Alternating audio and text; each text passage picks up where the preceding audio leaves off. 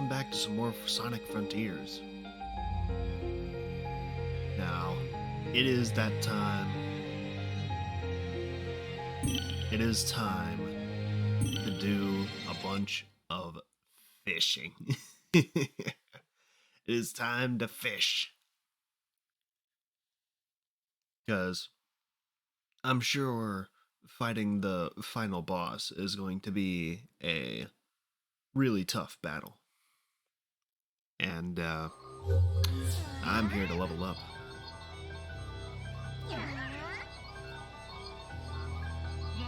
Also, I got some candied pecans.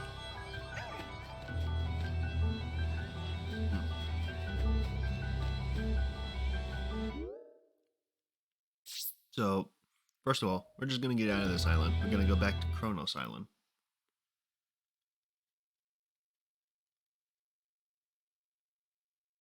Go back to Kronos Island, and then sequentially, with each island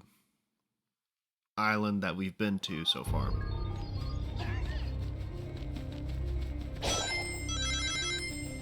We're just gonna go to each one. Now this one I might go back through and, clear up the map a little bit. But I know I found a fishing spot somewhere.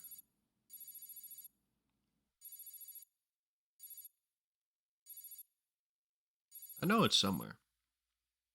Might be over here somewhere. But I guess first things first, we gotta start clearing out the rest of the island so we can see what we're doing.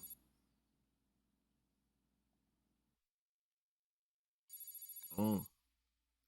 Eh.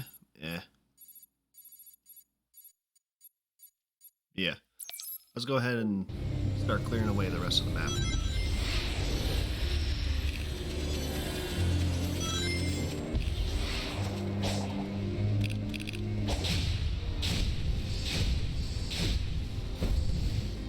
Yes, excuse me.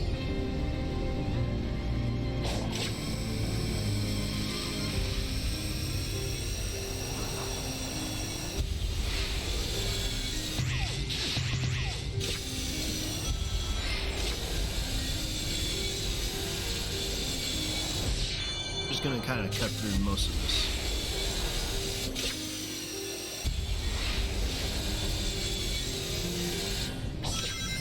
Ooh, that was close.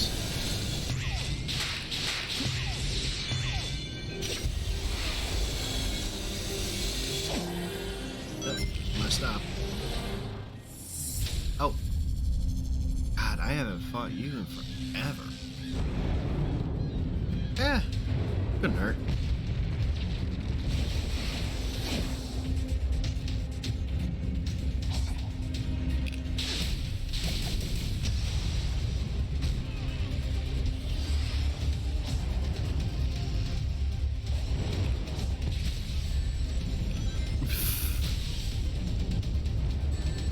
Oh, come on. Really? Not gonna let me up without going through the proper means. Alright, fine. I see how it is.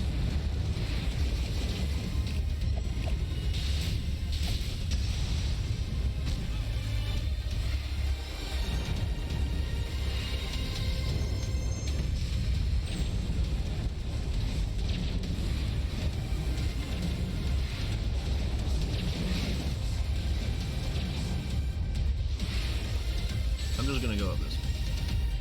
For you, man. Come on. Ow. Well.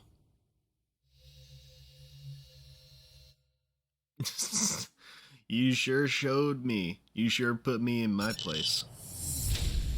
Alright.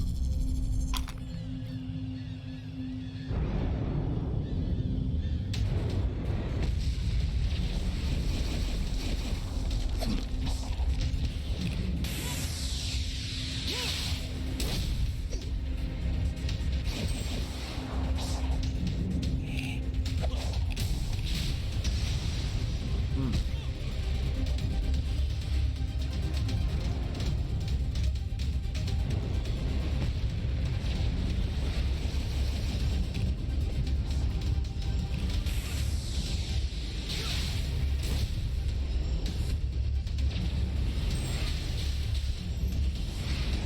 God dang it.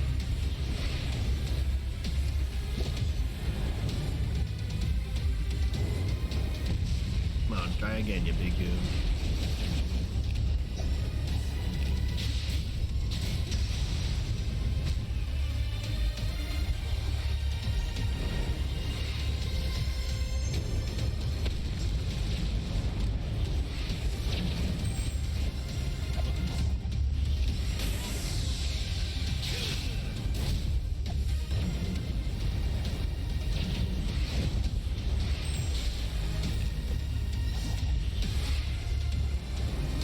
Oh, come on. Come on, I had that.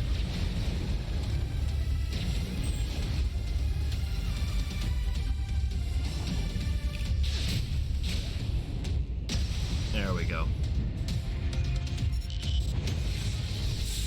Got him. First enemy that I haven't fought in forever.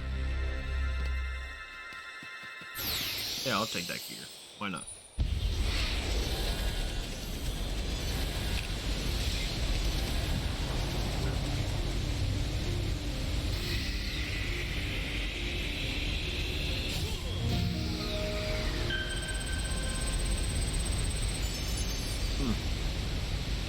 All this stuff I should have done way earlier.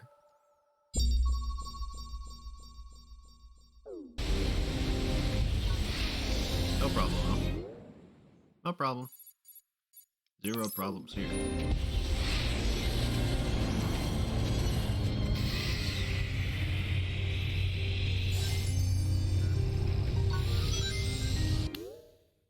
Fine, I'll wait. I'm not waiting until nighttime. I got other stuff to do, like fish. And I can't do that because I can't freaking remember where I fished for the first time.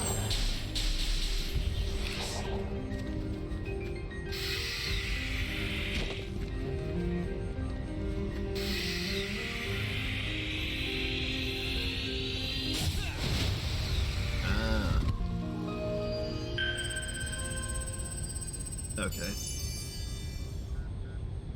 Easy enough. Damn.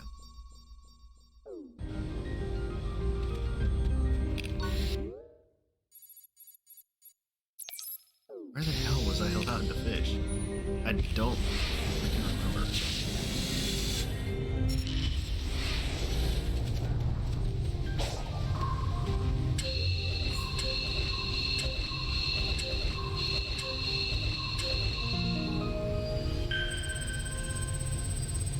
At least we can clear all this up, so that's good.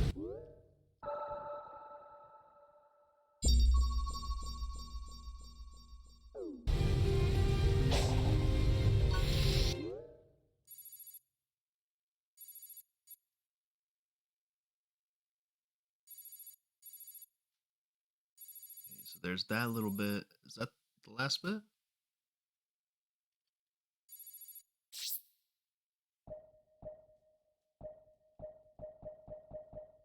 I can't tell. No, because there's this bit over here, and then whatever's behind that bit.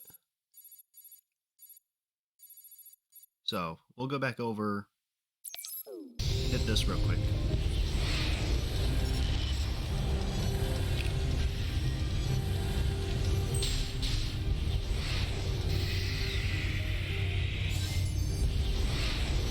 There we go. Infinite boost.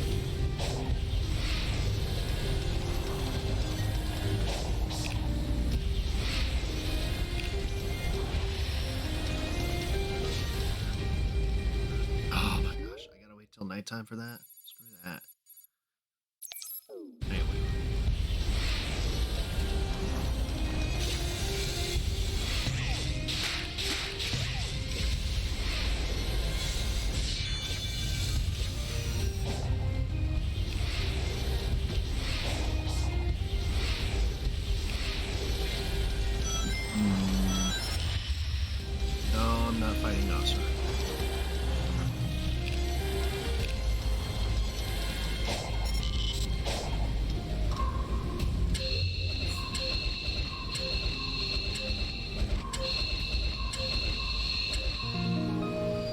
Where the heck was the fishing area? I know it's around here somewhere.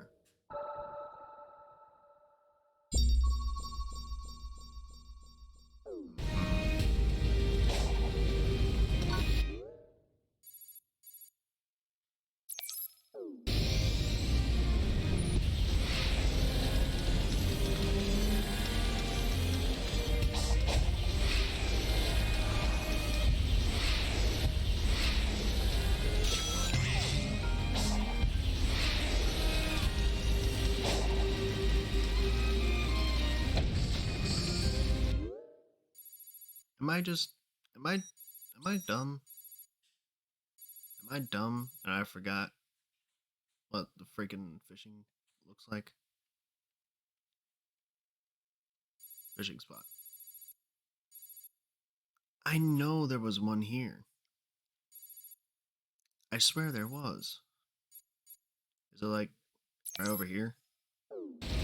I'm just too dumb to figure out that it was there.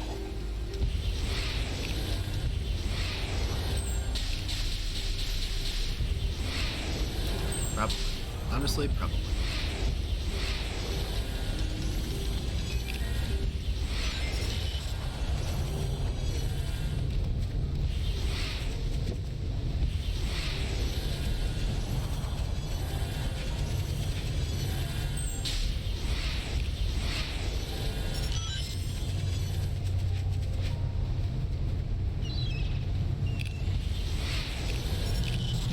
Ah, yes, here it is.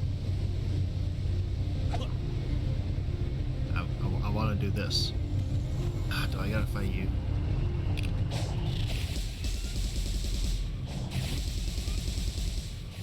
Get out of here.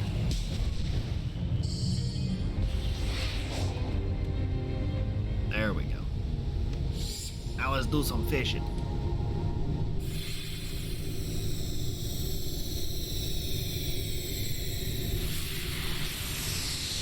Me with my candy pecans.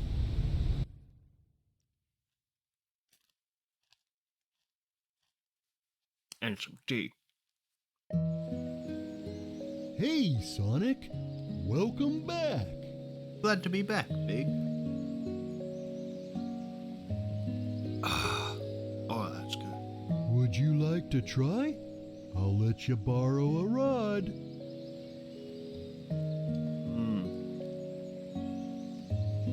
Yeah, let's fish.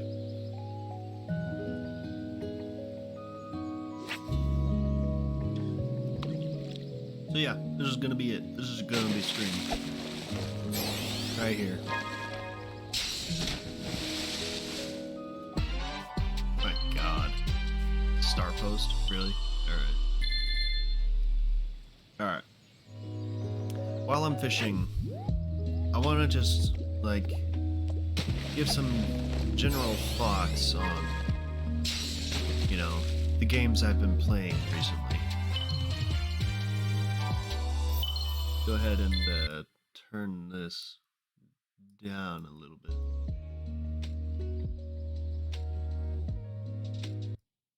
Maybe a little bit more.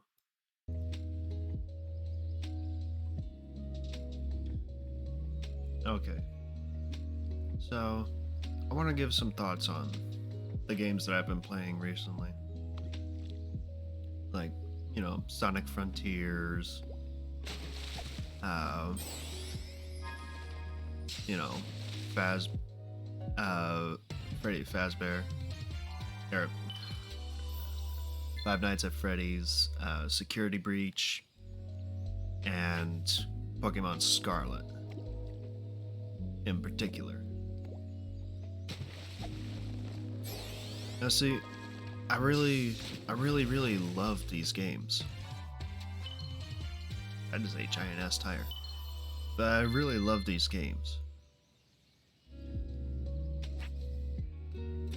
I love these games. I love playing them. I love playing them for you guys.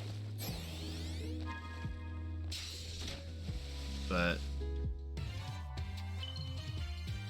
Ishiki Koi.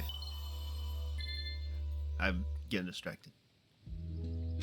I love playing these games, but they do have their flaws. Unfortunately.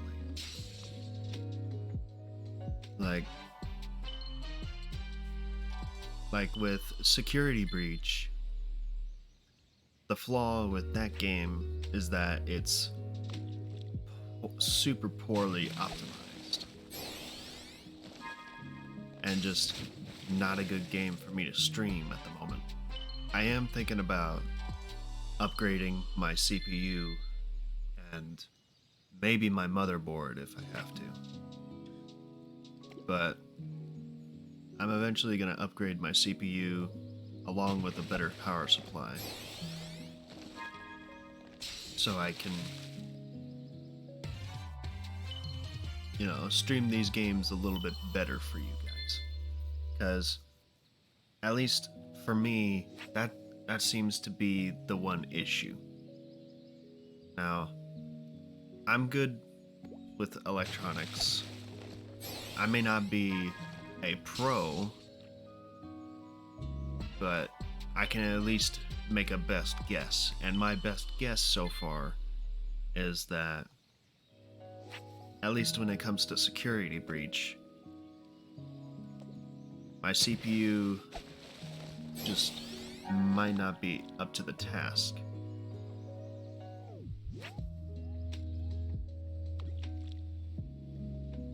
At least when it comes to playing and streaming the game. When I play the game, it'll be just fine. But for some reason, when I stream that game, it just doesn't really want to work all that well.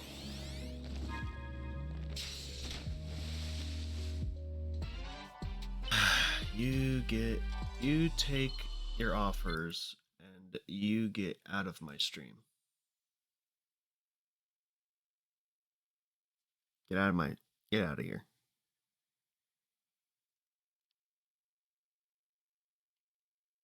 Get out of here. We don't want none of that here.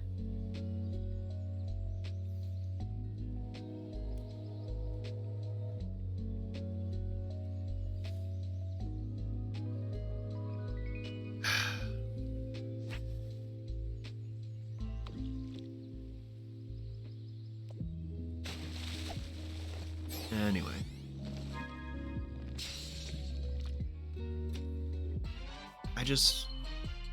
And I understand it's hard to work on a game sometimes. Especially when, you have a deadline to make and, you don't have enough manpower to make it to the deadline in time, and so the game just comes out in poor condition. I totally understand why that is sometimes, if not most times, the issue with like most games nowadays. Like day one release, most games just get released in less than ideal conditions. And it's honestly kind of sad.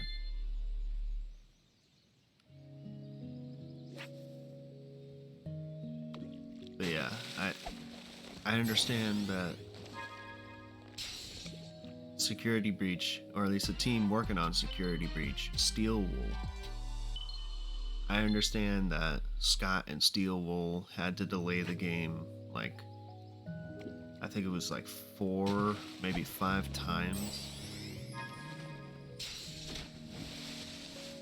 Which is just absurd. It's imagine me delaying a video, a stream for you guys 4 or 5 times.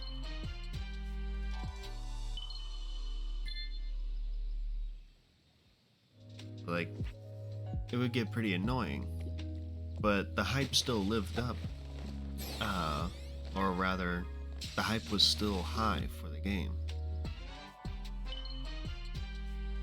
upon release, and then it was immediately broken by because of how broken the game was on day one.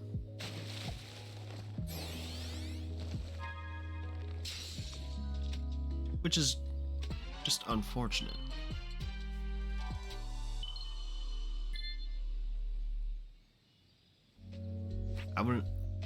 I would say I've also seen worse games in worse conditions that people definitely shouldn't have to pay money for.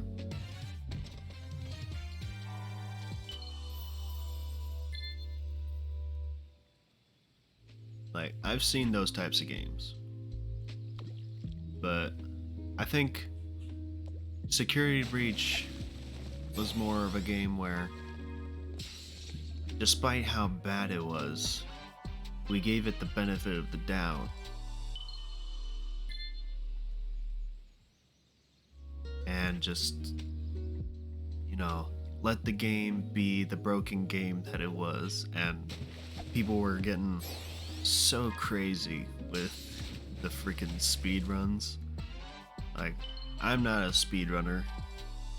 I don't have the patience to constantly go at a game, bashing my head against it, trying to get the best times or whatever. I'm not that kind of guy. I like to just chill out and have a good time with it.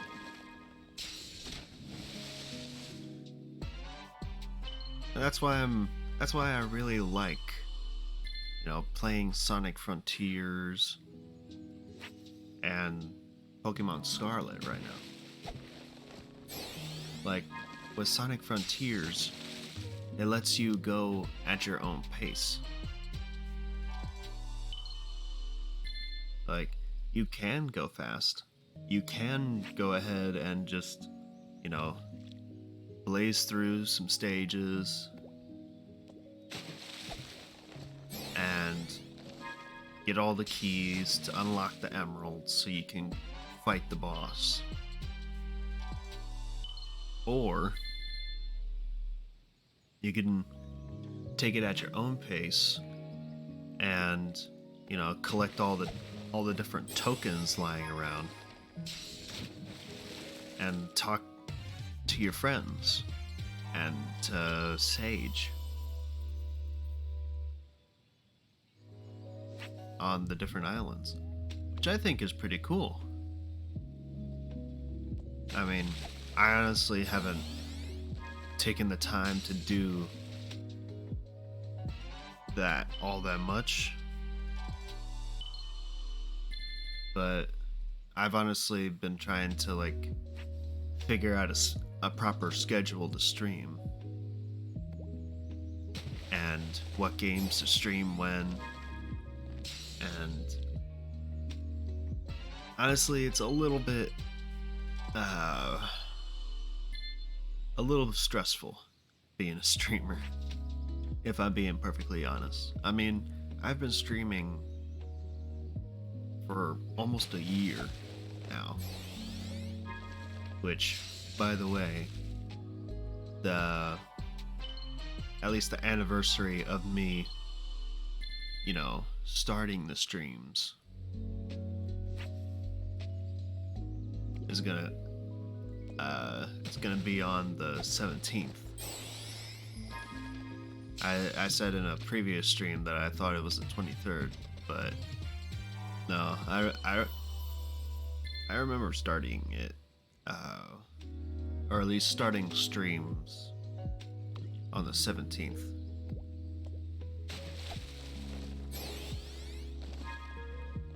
So, on the 17th of December 2022, I will be hosting a 1-year anniversary live stream. And I think I have, an ideal game for that time.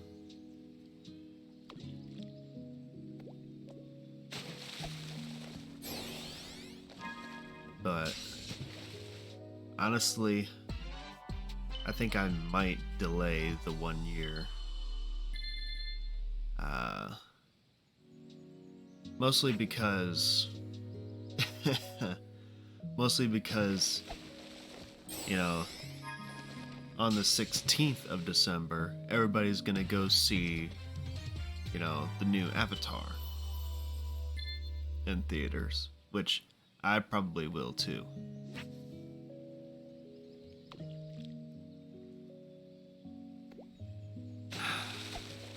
But then again, I do tend to wait like a couple weeks after release to watch a movie that I really like. Sometimes I'll watch it opening weekend, but with Avatar, I know it's gonna be packed, so I'll probably wait a good bit before I go see that movie. But yeah, I'll let's see. Hang on. Jeez. I'm forgetting.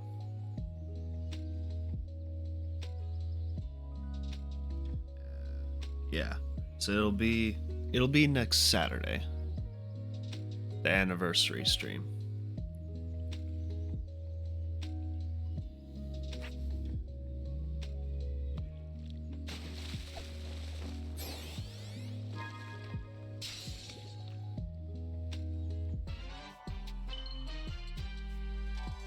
But yeah, back to the games. Like, it's kind of hard to go, well, maybe not hard, but a little more difficult trying to go at your own pace when it comes to these type of games. Like, with Pokemon Scarlet, I've been doing a lot of grinding off screen because I want to be able to like keep the story going for you guys and keep things a little interesting for those of you who appreciate the story, which I do too. I love a good story. But I also know that there are those of you who wish me to do like hunt shinies or like fill out the Pokedex.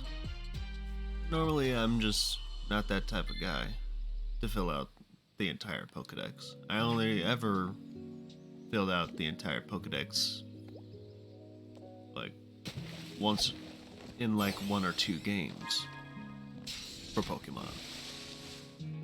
One being the first ever Pokemon game that I played, Let's Go Eevee. And a second time was here on stream where I played Legends Arceus. And it was part of the game to fill out the entire Pokedex to continue the story. Which I would say was a little bit of a hassle. But in the game, it made sense. It was a struggle, but it made sense in the game. You know what I mean?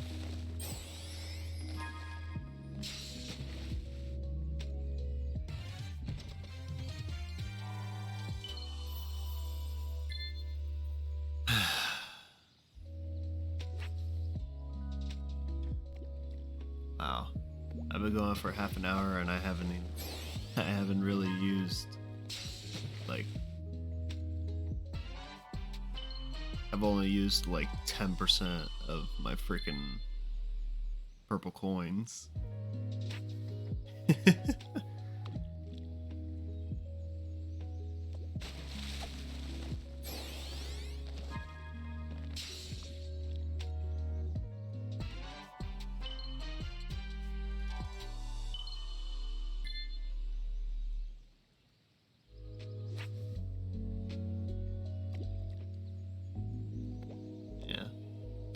I mean, I know we're about half an hour in on a Saturday,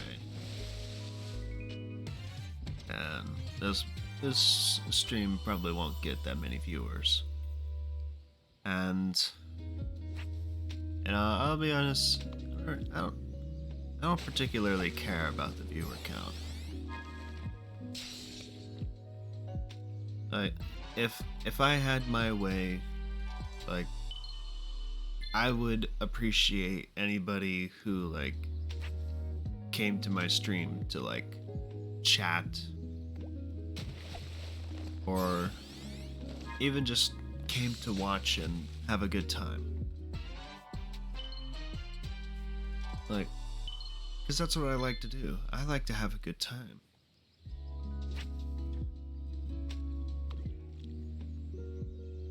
And, you know, while I might not make money off of just having a good time, like, I'm not all too bothered by that.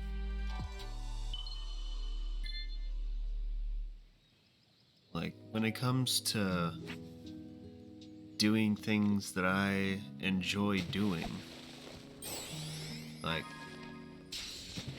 as long as I enjoy the thing, not a lot else around it really matters. Like, if I like doing what I love, that's great. If I get to do that while chatting with people I like to chat with, that's even better. And the icing on the cake would be that I got paid to do it. But again, I'm not doing this for money. If I do end up getting paid to do this at some point, that would be awesome. Not gonna lie, that would be pretty freaking sweet. But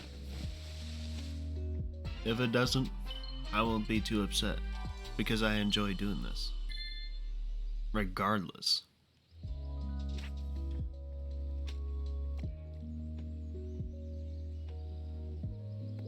I mean, that's kind of what it's all about, isn't it? Like, finding that passion or finding that one thing that you enjoy doing and just doing it.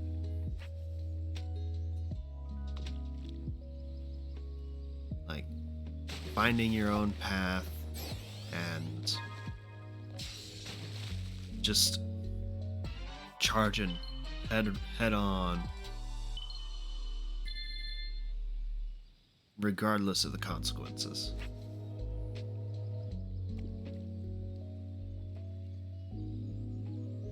I totally can get down with that.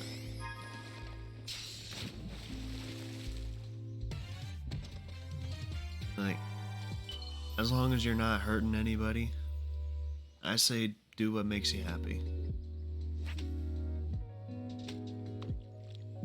And it could be anything from playing video games, watching trashy reality TV, or heck, just fishing.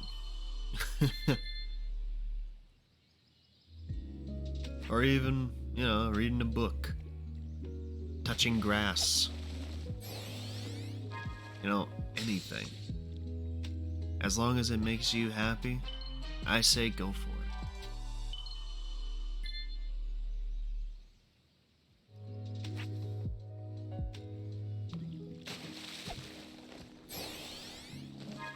Like,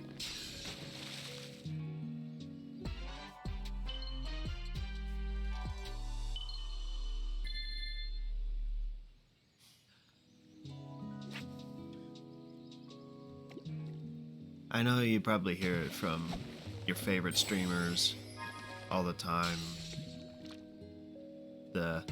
Thanks you guys so much for watching, and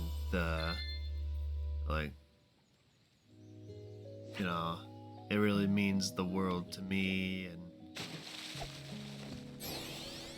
like all that good stuff.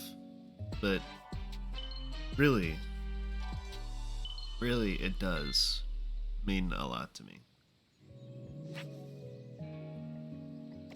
Just being able to do this for you guys.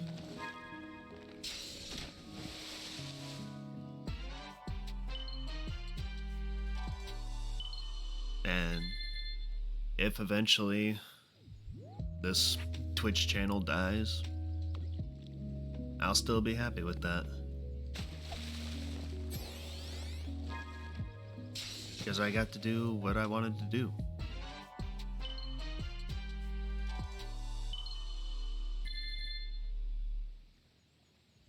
You know, because a lot of times we go through life and sometimes we'll do things that we regret. Like, you know, being a rebel and breaking the law, or saying something that you didn't mean, doing something you didn't want to do. But for me, at least, a lot of times I regret doing stuff that I just didn't get around to doing.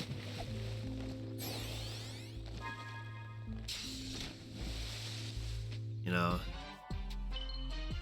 and maybe it'd be wiser to just, you know, not regret a single damn thing.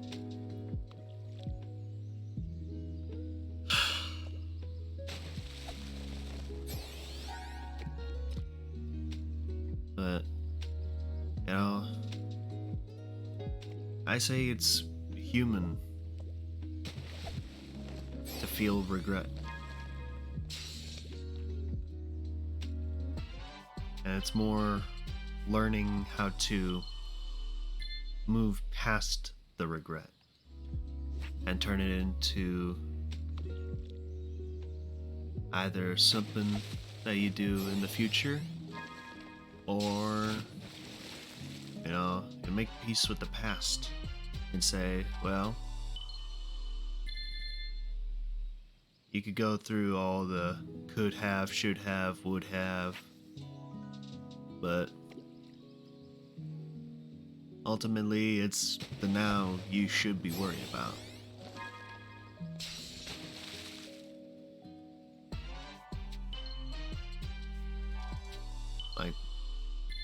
Like right now, I'm just streaming for you guys.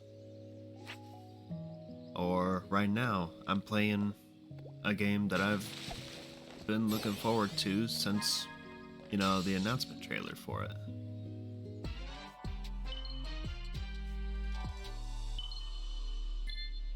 Or just anything. Anything, really.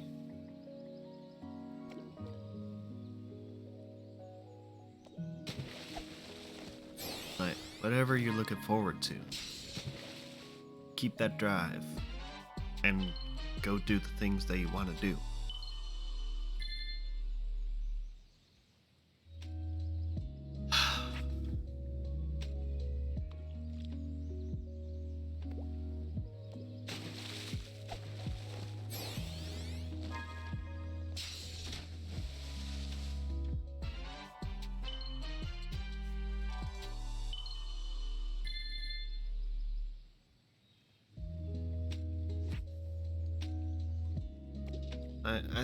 I think I might have talked about it. Or maybe I didn't. But I really have been looking forward to this game, like, since the announcement trailer for it.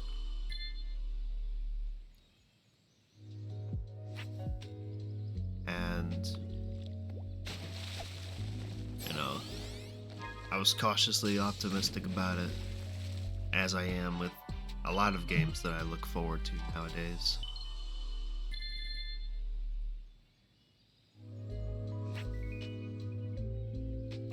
Like,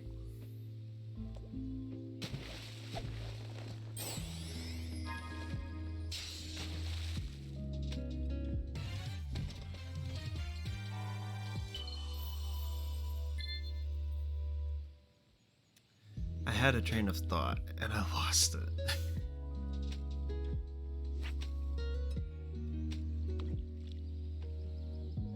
I'm just going off on all these weird tangents. Not really focusing on one thing or the other. Just kind of letting the thoughts flow, you know? Or at least as much as I can.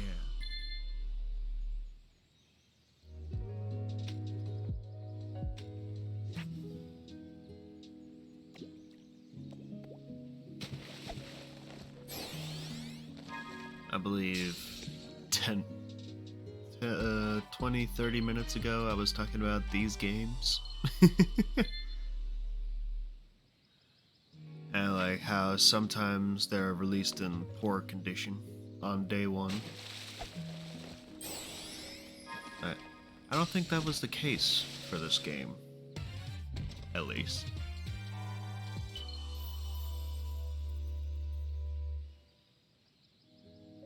Like, if there was a game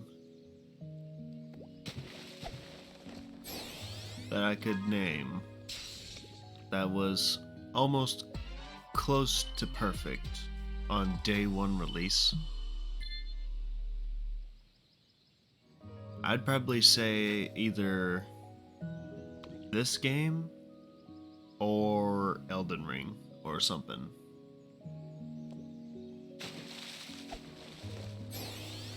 Because, like, you know, I'll still find, like, a few issues here and there. Like,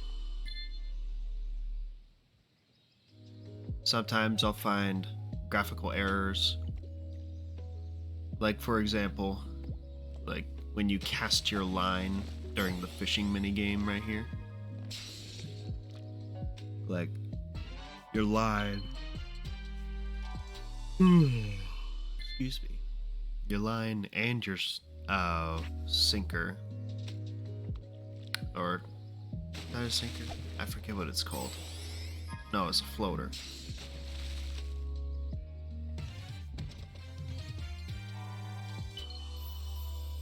But yeah, your line and your hook have that one graphical bug right there. I'm sure you guys have noticed it too, being as how I've been doing this for about, 35 minutes. It's kind of doing stuff. Excuse me.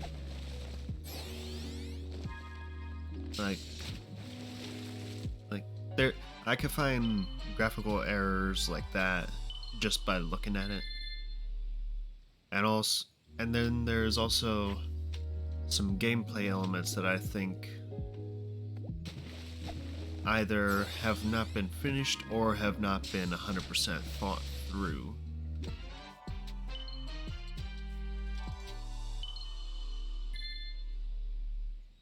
Like I would say some of Sonic's movements are maybe not up to 100%. Like sometimes when I boost with the right trigger or the R2 button if you're on PlayStation, sometimes I'll hit the boost button in the air and I won't remember I hit the boost button. Nah, I'm just kidding. But like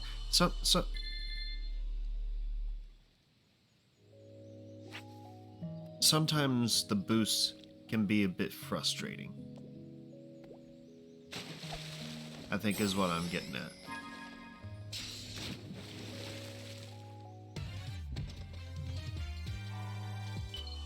Like, because in previous Sonic games, you could boost to the air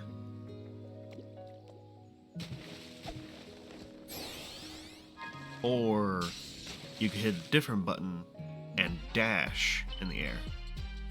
Like, you would go for a homing attack, but you would dash forward instead. You know what I mean?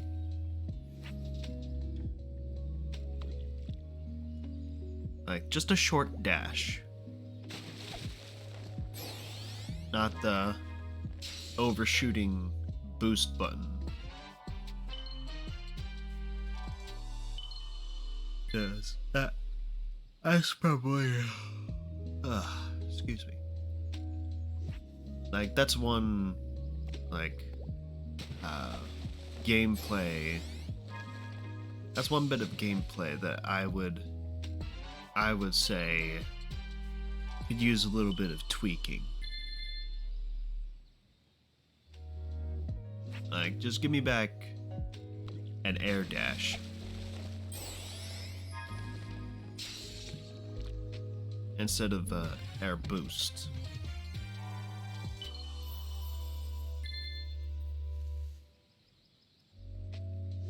And speaking of gameplay, I would also say that most of the stages that you play through,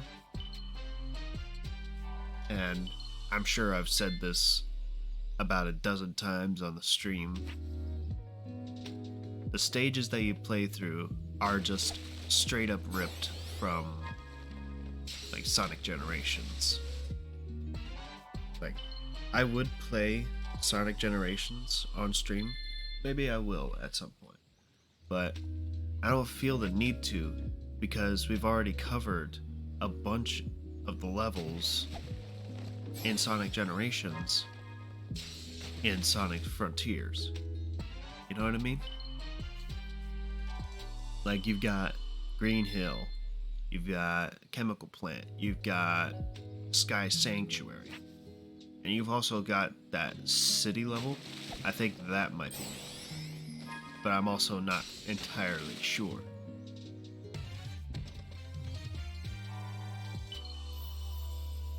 Because that could also just be from Sonic Adventure, and I wouldn't know.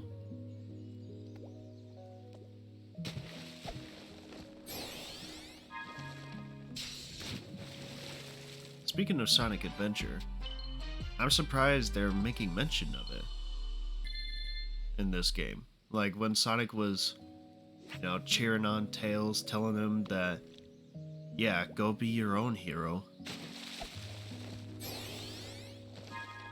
I honestly did not think that Sonic Team even remembered Sonic Adventure. Like, at all.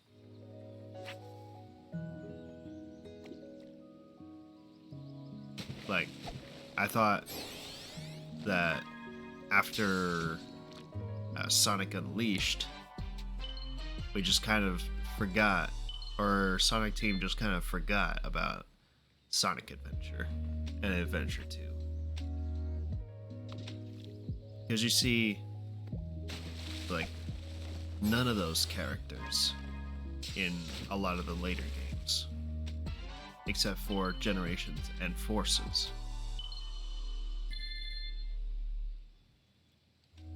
Like, starting with Sonic Unleashed, you only got, like, Sonic, Tails, Amy, and Eggman.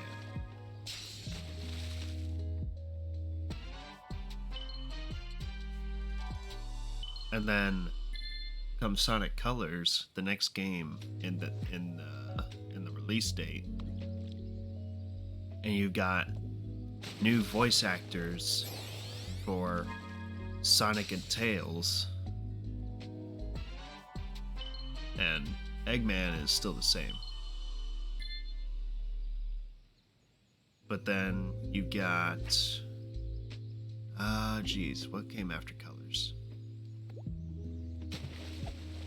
Was it Generations that came right after Colors? Yes it was. Yes it was.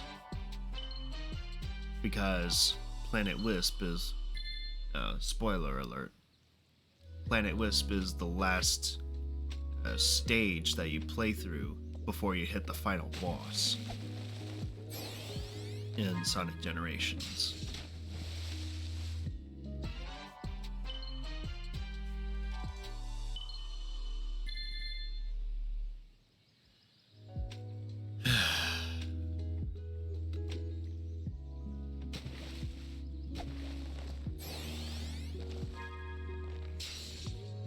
But yeah, like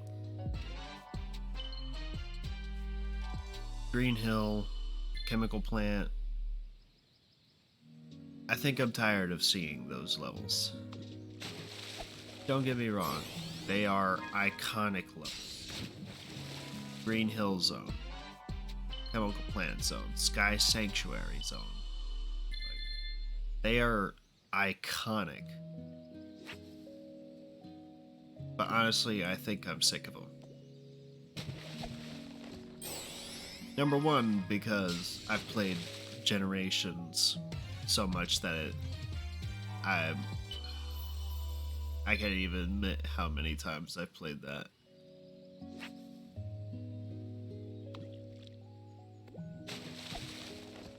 But then you've got, you know, Sonic Forces and Sonic Mania that also bring back not generation levels, but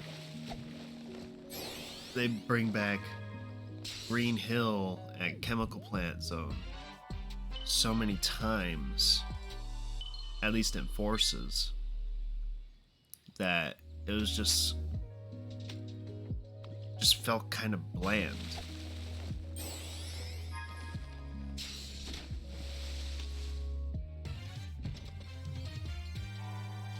Oh, no, yes. I, I got,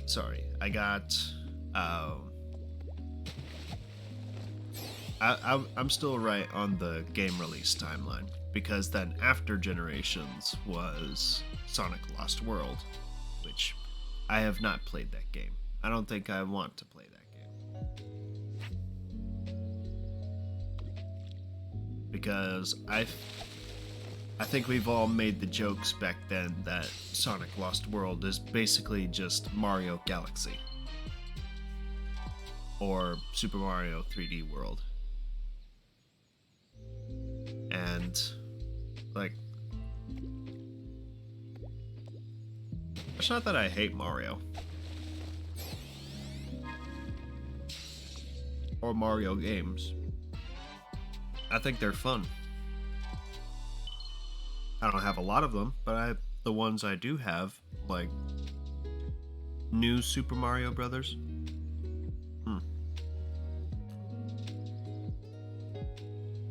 Like, I think it's pretty good.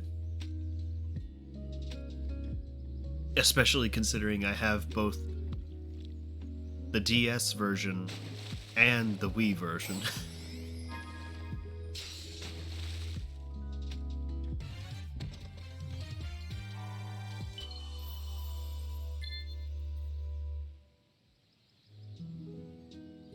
Would you like to try? I'll let you borrow a rod. What? Barbecue spit. What in the world?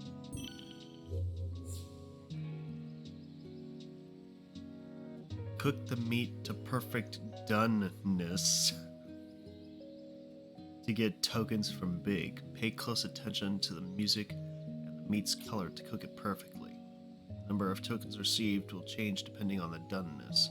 Oh. Is this another thing that they brought from Monster Hunter Rise? Yeah, it is.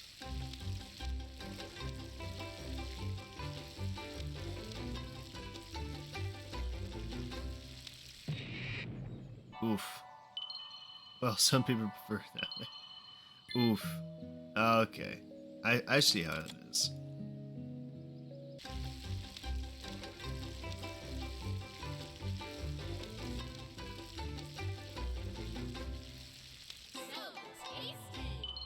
There we go.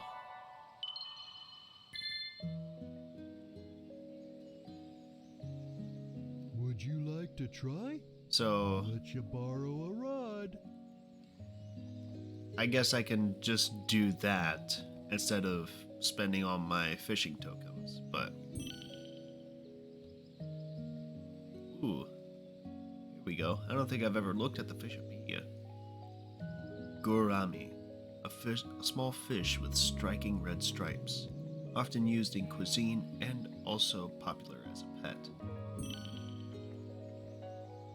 Medaka, a small, slender fish often found in home aquariums. A diverse range of variants exist, including those with translucent skeletal bodies or multi-hued skin.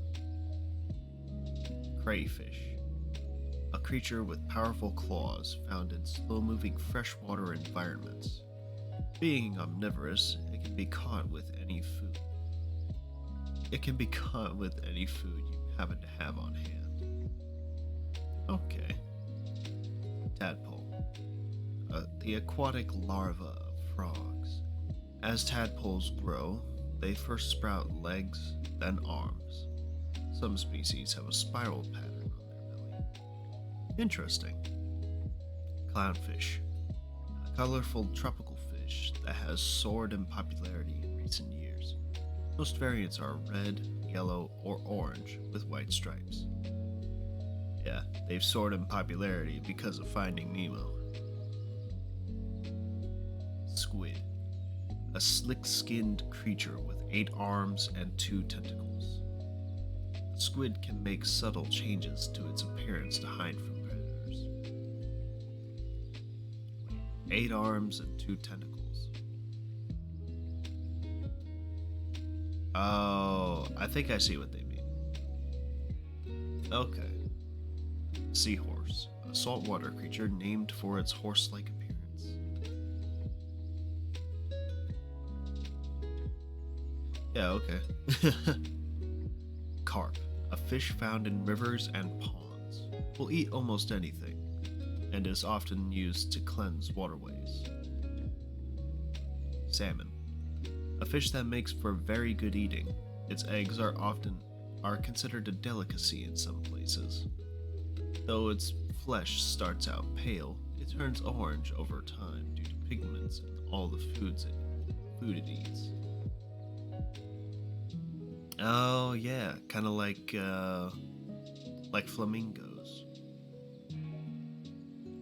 Anglerfish, yeah, these suckers are scary. I don't like them. A deep sea fish with a rounded body. Its name refers to its use of the luminescent lure on its head to attract prey. Octopus.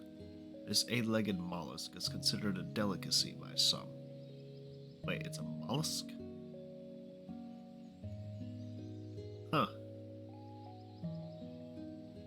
Like squid, when threatened, it shoots out ink that temporarily paralyzes the senses of its natural enemy, moray eel. Crab. An aquatic crustacean. Though known for its sideways walks and sharp claws, some species are adept at moving forward and backward, or swimming. Interesting. I didn't know crabs can swim. I just thought they could just walk. Good to know. Black bass. A very common fish found in temperate climates. Fishing for bass is a popular pastime, and it is often featured in competitive angling. Angling, by the way, being a professional sport of fishing.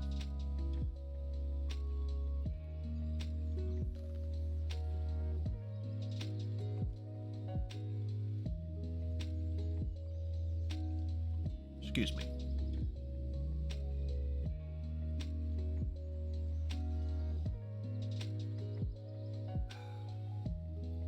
Nishiki koi, a type of carp with a red, white, and black body.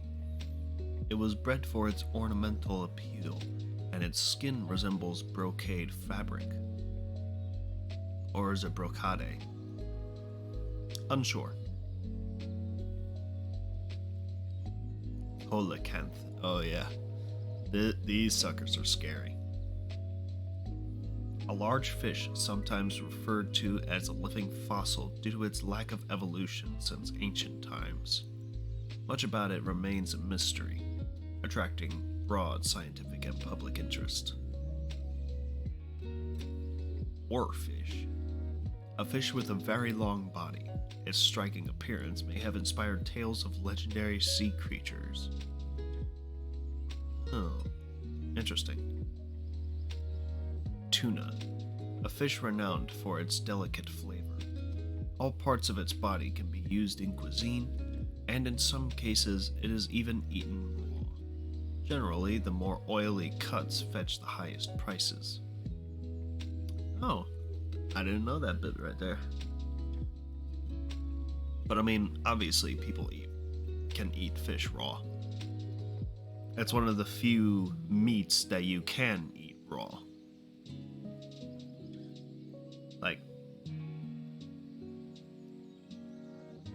hang on, let me just double check some facts here. Can you eat fish?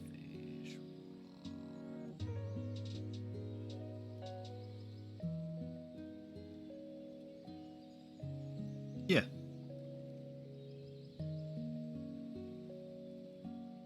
Raw fish can be a healthful addition to your diet. Uncooked fish has higher levels of valuable nutrients and is free from chemical contaminants. Cooking fish at high temperatures can reduce its nutrition value, especially the amount of heart-healthy omega-3 fatty acids in it. Oh, good to know.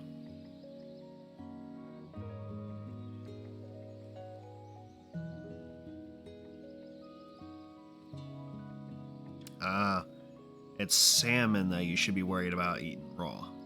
Cooking salmon to an internal temperature of 145 degrees Fahrenheit, or 63 degrees Celsius for us normies, kills bacteria and parasites. But if you eat the fish raw, you run the risk of contracting an infection.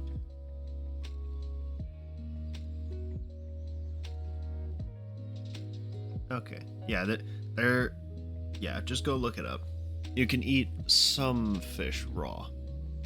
I was about to say you can eat all fish raw, but no, that is decidedly not true, according to science.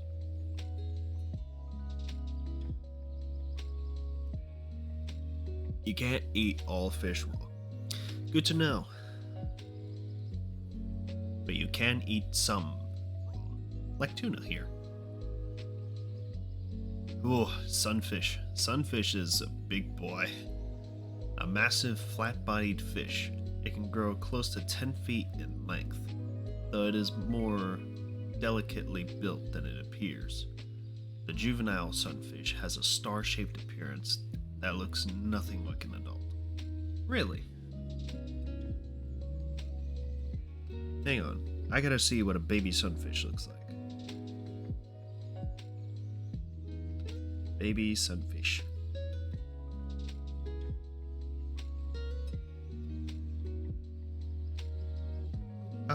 Yeah, kinda.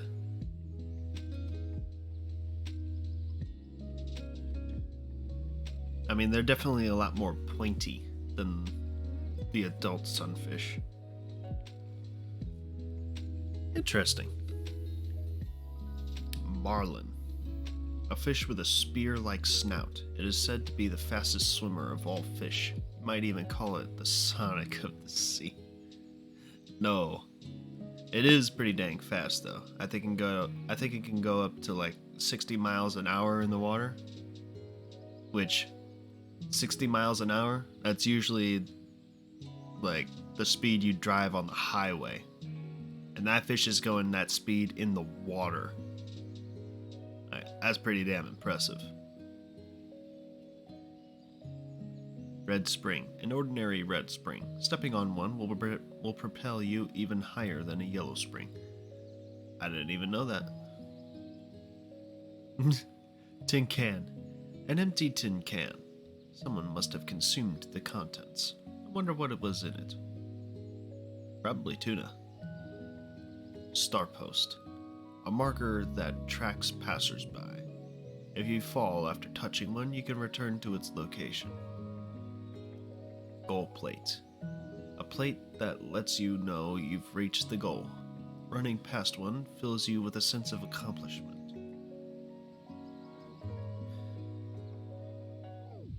Yeah, okay. Chopper. A mechanical creature that looks like a fish. It can't be eaten, so don't even try. Well, not with that attitude. Ring. One of these gold rings that have aided Sonic in the past. This one seems to be a work of art that doesn't have any particular effects. Tire. A tire for vehicles. They come in a variety of sizes and treads. But this one seems to be for a regular passenger car. The hell it is.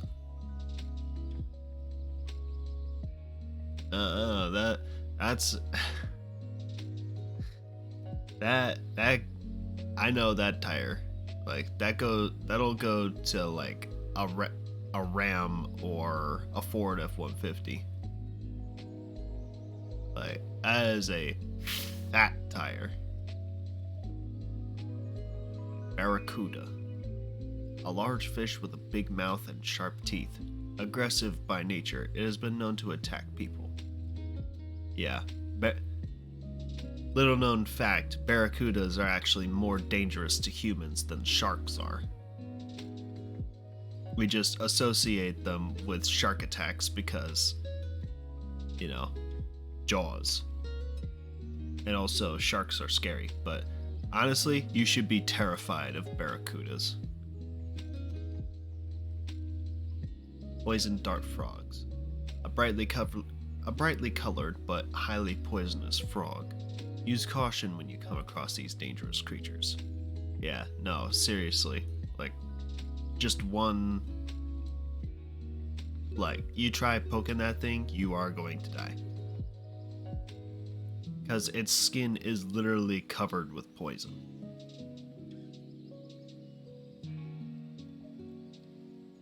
So fascinating. Goldfish, a fish that is gold in name but red in color.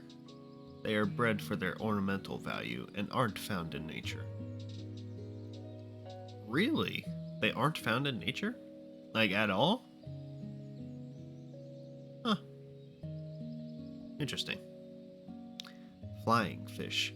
A fish with large fins. While aboard sea vessels, you'll sometimes see them leaping from the water as they flee from predators. Oh yeah.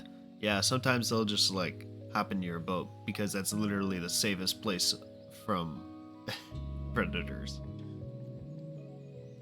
Giant isopod. A deep sea creature resembling an insect. It lives in the ocean depths, untouched by light.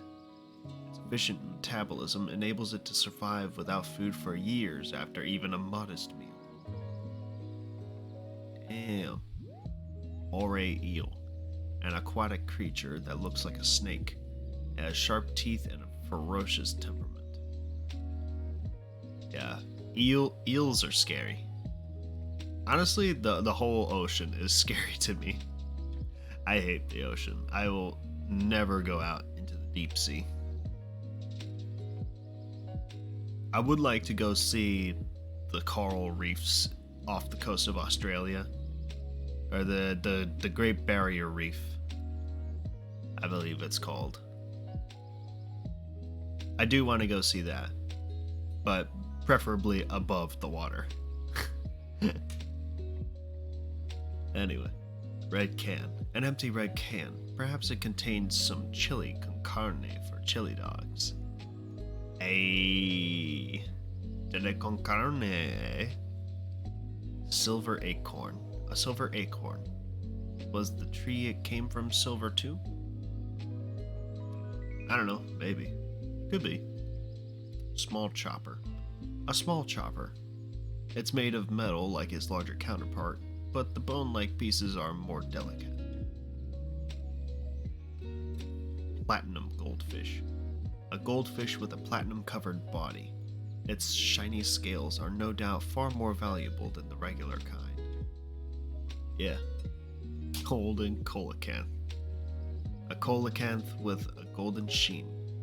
Though very beautiful, it's not suited to home aquariums, as the flashes of light would keep everyone up at night. Ah.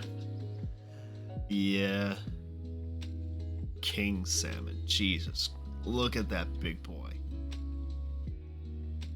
A large salmon found in relatively cold ocean climates. Its flesh is more fatty than regular salmon. Yeah, he's bigger because he's fatter.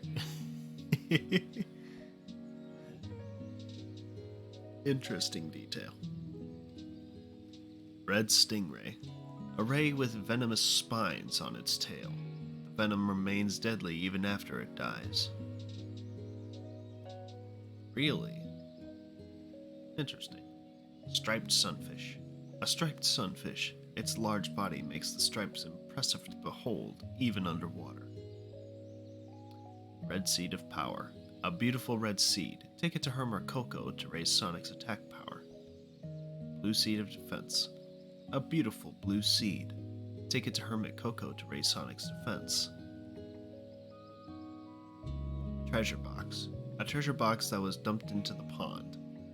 A gold card, which Big was searching for, must be in it. Golden treasure box. Gold shiny treasure box. Must be something very expensive. And then Elder Coco's scroll.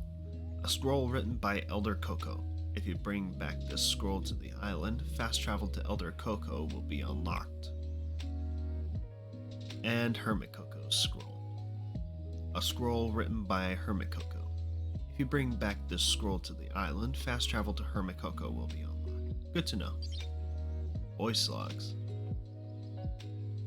Wait, what is this? Some force is keeping me from exiting cyberspace.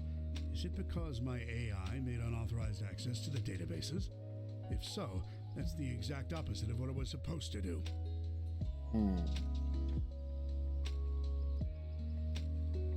Hang on. I gotta see something. Would you like to try? I'll let you borrow a rod.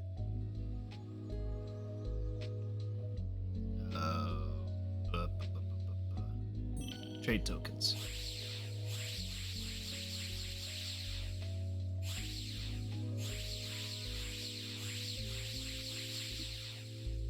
Oh, there we go. We got all the egg memos, I guess.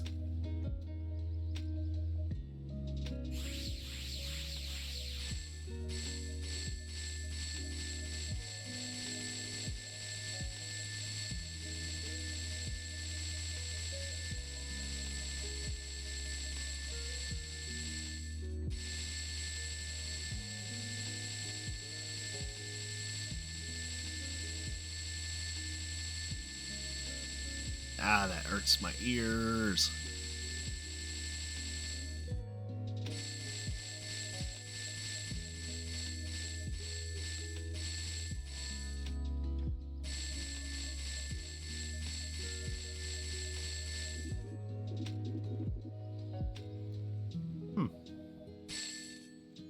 There.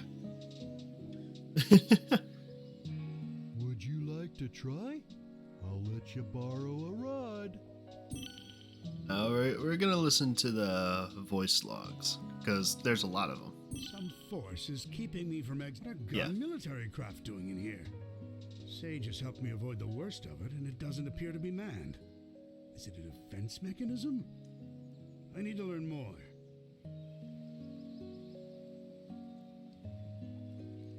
Gun military craft. Oh, right. During that one cutscene, he was fighting off a helicopter. The terrain here keeps shifting. I'm finding recreations of regions from South Island, West Side Island, even Angel Island. Where is this environmental data coming from? Island, West Side Island. Oh, right. Those are the islands from Sonic's 1, 2, and 3, respectively, I believe.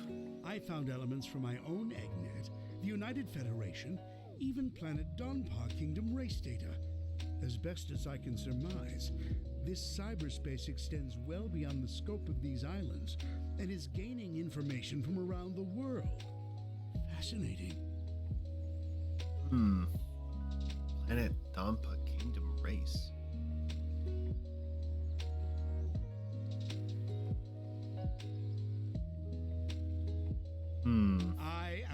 officially jealous. This entire expanse was constructed by the ancient race who had previously settled on these islands. The level of technology they employ is completely alien to me, so I can't salvage it. Yet. It appears the Starfall Islands act as the CPU for cyberspace. Once I'm out of here, I need to secure them at all costs. I'm not able to access the data too readily, but it appears the entire history of the Ancients is recorded here in cyberspace. More than that, they logged their memories, their desires. It's almost like they encoded their very souls into this place. Now then, how can I use that to my benefit? Not quite sure. Who were the Ancients? They predate any civilization by a wide margin. The Echidnas? The Black Arms? Please. The Babylonians? Hardly. And yet they didn't seem to influence the world beyond these 3 piddly islands. Why? What stopped them from conquering the world? By the way, for those of you who don't know, the Echidnas are obviously the Echidna race. Same species as Knuckles. And they were huge dicks. They were some of the biggest dicks that you met in Sonic Adventure. The Black Arms, I believe, were in Shadow the Hedgehog. And you basically either fight them or fight with them, depending on which side of morality you chose in Shadow the Hedgehog. And the Babylonians were mostly in the Sonic Riders games. Sonic Riders, Zero Gravity, and Free Riders.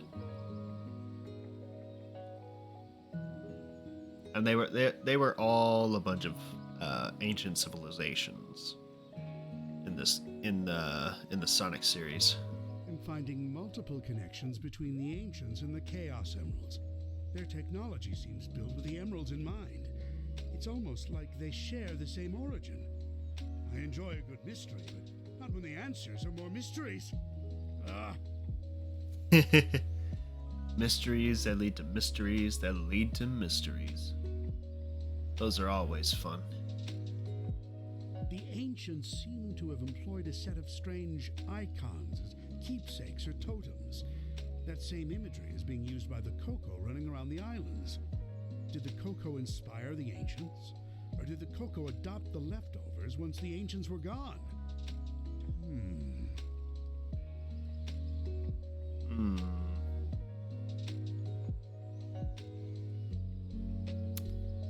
No, I think we saw it in one particular cutscene from yesterday's stream that I think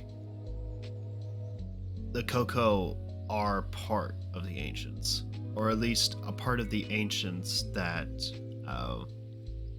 like the physical embodiment of the Ancients.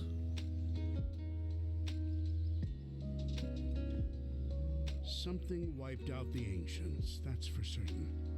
A catastrophic event caused dire environmental shifts across the islands. It appears they made some effort to rebuild, but they were living on borrowed time. They died out within a generation. Yeah. Shame, too. I don't believe this. I had Sage run a diagnostic on the recorded genetic data of the Ancients, and then against archives I have with me. They're relatives of chaos, the god of destruction. After countless years, their DNA corroded to the point they were completely transformed into a new species. Some kind of radiation affected them for eons, making them unrecognizable. Except to a genius like me. I fucking called it. I fucking called it. I said it the first time that we saw them. They are relatives of Chaos from Sonic Adventure.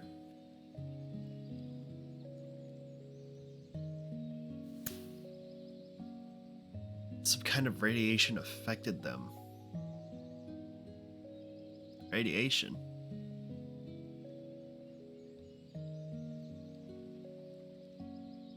I'm Okay. deploying my most advanced artificial intelligence into the ancient network spanning the Starfall Islands. I've codenamed it Sage. Sage will take over the alien network, take control of all its resources, and give them to me. Once I'm out of here. Sage is performing at peak efficiency.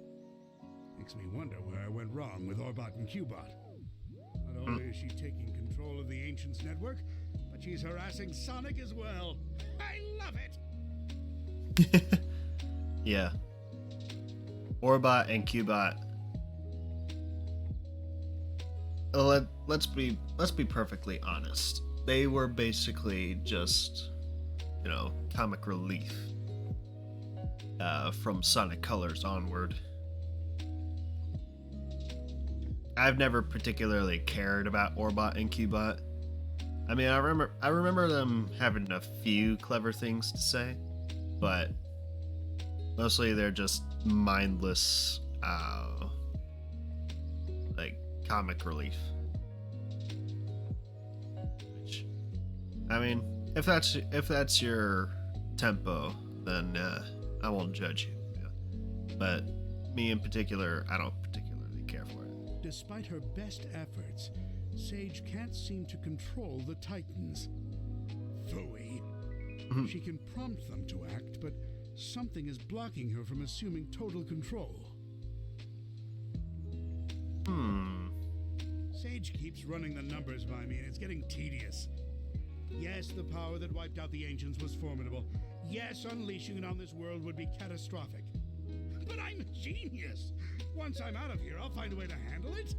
Better yet, weaponize it against Sonic. Good God, man.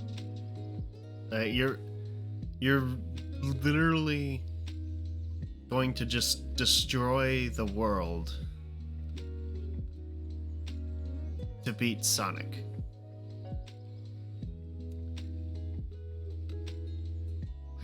Good grief, man.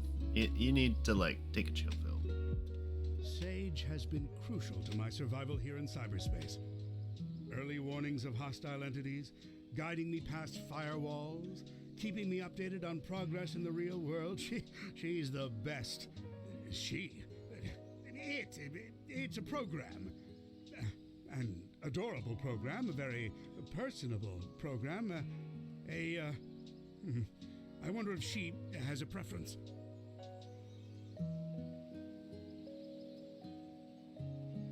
Eggman. That is a child. I never really knew my cousin Maria. Everyone spoke of her like Oh, she was yay, very special. Maria. All that love for someone who was gone when I was right there. But I have to wonder, back then, was she anything like Sage is now?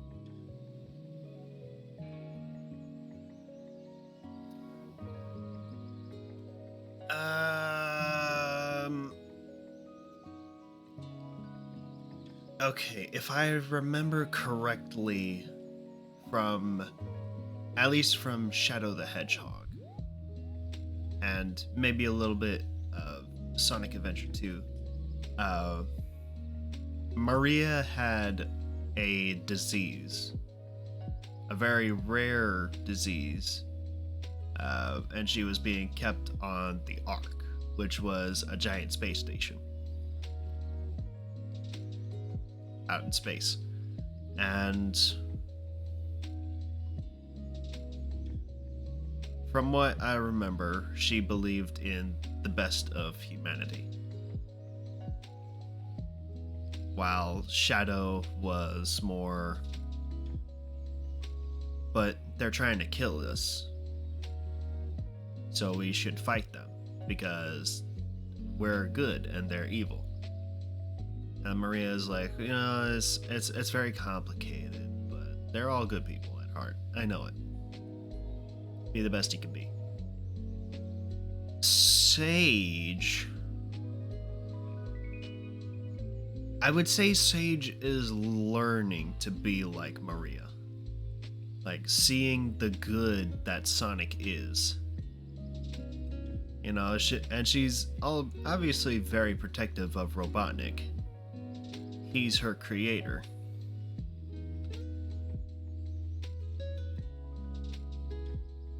And obviously she hated Sonic at the start because that's what Eggman taught her.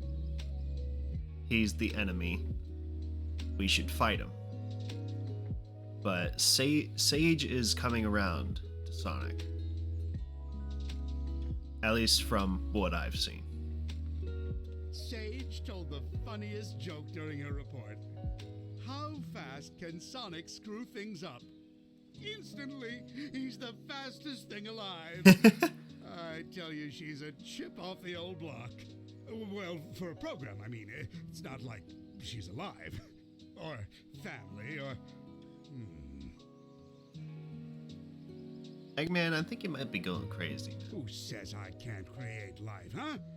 Just a bunch of proteins bumping together, anyone can do that. A true genius does it with code and electrons. And if I did create life, she would be brilliant and loyal and perfectly effective. And you know why? Because her dad is a genius, that's why.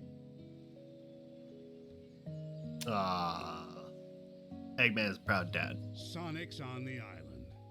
Of course Sonic is on the island. I can't remember the last time I had a good night's scheme without him ruining it. Still, for a purely organic creature, obtaining Mach 1 of his own volition is impressive. I'm man enough to admit that. Okay. So, Eggman has just confirmed for us, here in this log, that Sonic has obtained Mach 1, which is the speed of sound. Not the speed of light, which some Sonic fans vehemently defend. Because, you may not know this, but Archie Comics Sonic is absolutely absurd. Like, I still remember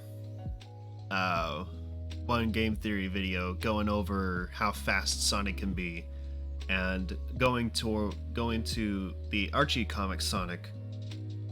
Like, there was one panel, or there was one page where Sonic is going so fast that he scoops up some water, is able to form it into a ball, throw it at a robot to blow it up. All within a fraction of a fraction of a fraction of a fraction of a fraction of a second. Like, I'm not quite sure, but I believe it was 12 picoseconds, which is an absolutely absurd number. Like, that is insanely fast. But that is Archie Comics Sonic. This is video game Sonic, where you can obtain a speed of Mach 1, which is 755 miles per hour. Hang on. Speed of sound.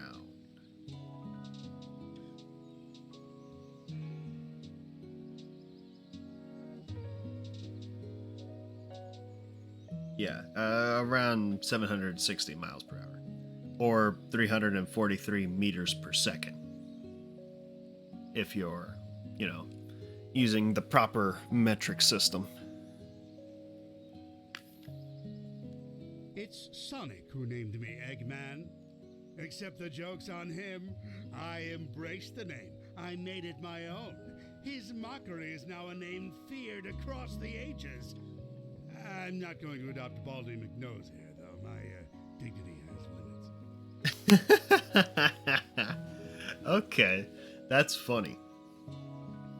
That took a bad joke in 2 games and made it funny.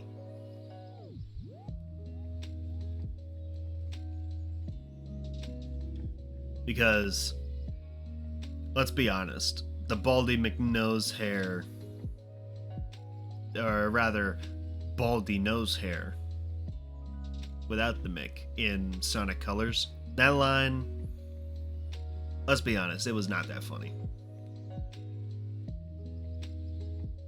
Like, the first time you guys seen it, you might have been, yeah, whatever.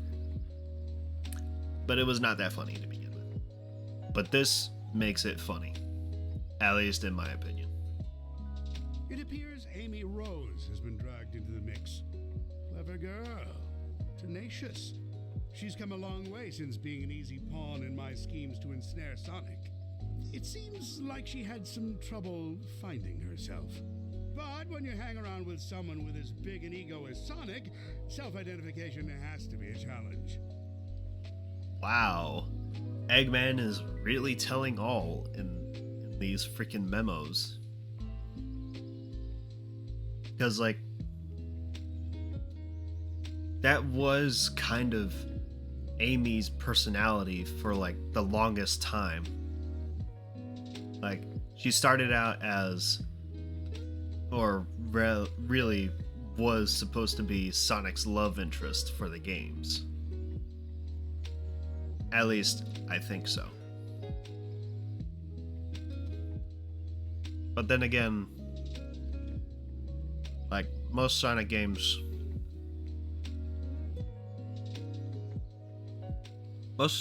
came out around the time where a lot of their heroes of video games don't really have love interests, because a lot of the designers wanted their heroes to be like stoic or something. Hey Louie, what's up? Welcome to the fishing stream.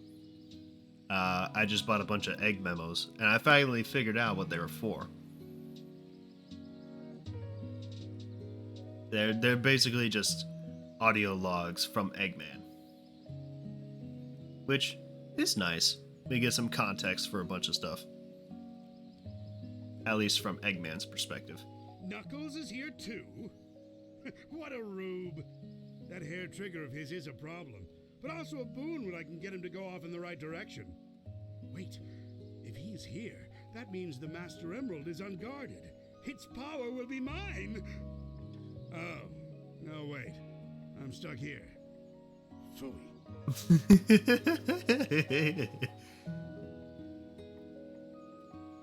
Yeah. Yeah, yeah, you're stuck here in, like, cyberspace, Eggman. No, you can't be going after the Master Emerald right now. Sonic's here, so it's no surprise Tails is too. It's a pity. Young Prower has a keen mind and loads of potential, yet he's fixated on worshipping Sonic. And again, maybe that's for the best. Given all the trouble he gave me in Station Square and on the Ark, I think I'd prefer him wasting his potential lingering in Sonic's shadow. Yeah, of course you would. Which, that is also one of my favorite. I would say that was probably one of my favorite parts of this game so far. Like, Tails realizing that he's spent way too much time fixated on Sonic and, like, being stuck in Sonic's shadow for, like, so many years. But then having Sonic remind him like, hey, remember that time in Station Square that you stopped Eggman on your own? I was off somewhere else, and you had to deal with Eggman almost blowing up Station Square. But you stopped him. You did. You did, Tails. And on the Ark, too, when he thought Sonic died. Like, Tails didn't have anybody there for him. When he saw Sonic get shot out of the Ark and into space, he thought Sonic was dead. And he decided to still fight Eggman. He decided to, like, just show his grit and determination in the face of fear and just completely beat Eggman's ass all over the Ark. And that is also such a just cool moment in Sonic Adventure 2. And I think they are calling attention to, or at least the developers are calling attention to, the many, many times that they've just, like, reverted Tails to how he was in before Sonic Adventure. Like, just worshiping Sonic, you know, being under his wing, and, like, in Colors, Unleashed, and Generations, and Forces, and Lost World, like, Tails was just kind of a side character. It wasn't really helping Sonic. I mean, I guess you could kind of argue that he was helping Sonic in Generations because it took literally everybody to help fix the timeline in Generations. But Tails has just been playing second fiddle for Sonic until Sonic Adventure and Adventure 2, and then he was back to playing second fiddle. And that was kind of my problem with Tails' character for a long time, because I like Tails. He's so smart. He's so, like, he's got so much ingenuity and determination, but he spends it in Sonic's shadow. And it's just kind of a bummer, because he's got so much potential, like Eggman is saying. But yeah. Would you like to try? I'll let you borrow a rod. Yeah, I think I'm done fishing on this island right here.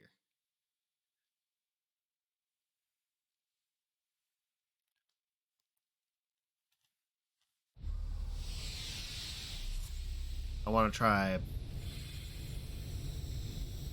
fishing on the other island.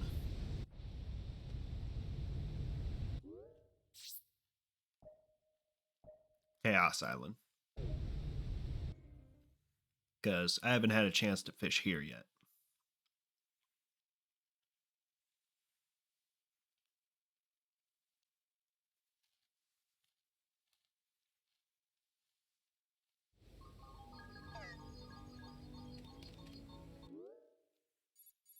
Okay.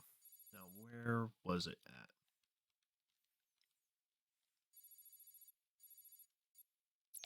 Ah, there you are.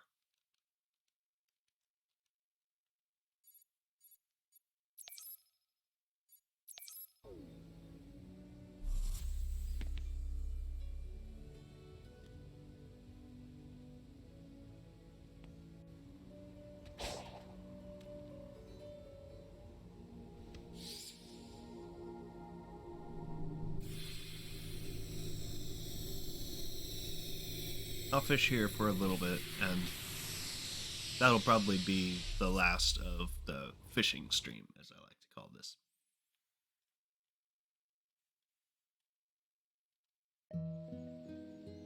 Hey, Sonic. Welcome back. Would you like to try? I'll let you borrow a rod.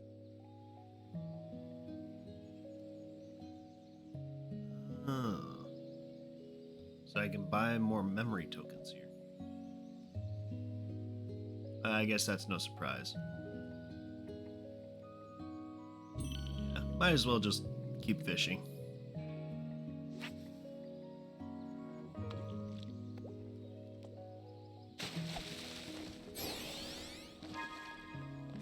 See what we can get here.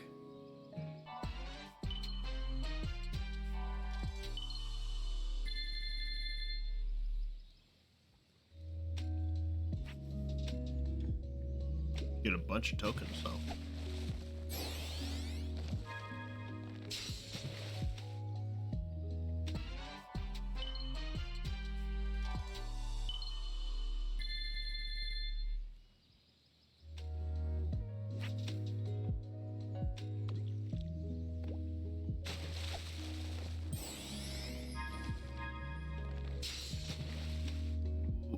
Treasure chest. Gold card.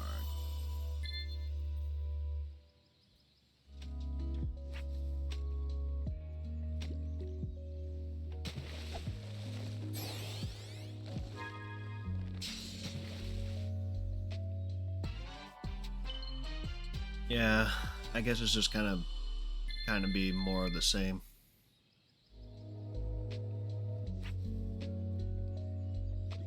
But I guess that kind of makes sense.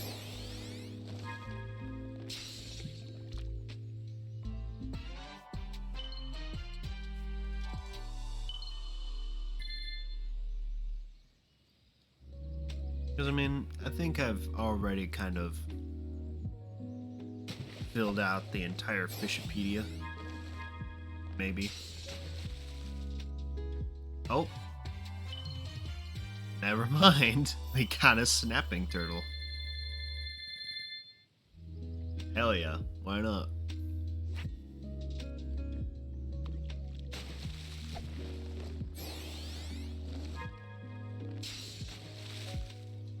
Oh, pufferfish. Alright, seems like we've got more fish to fill out in the Fishipedia.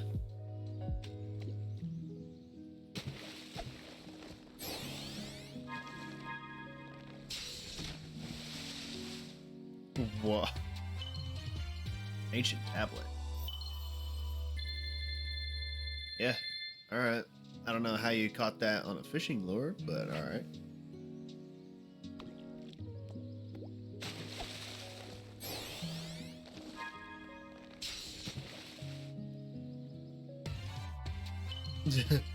Alright.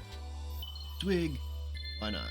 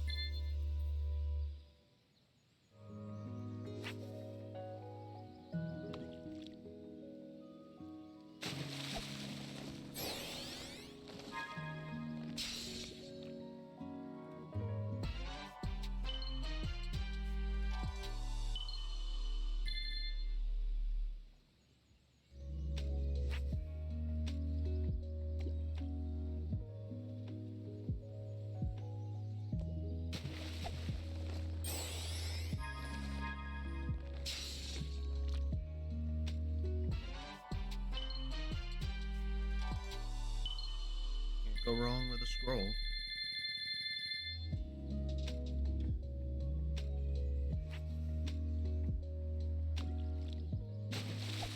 I think it's time I talk about Pokemon Scarlet for a little bit at least.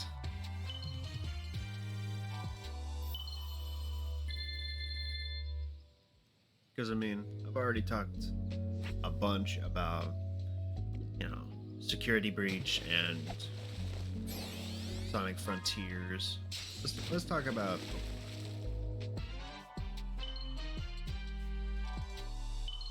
now.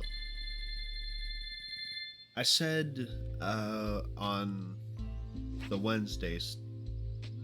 the Thursday stream.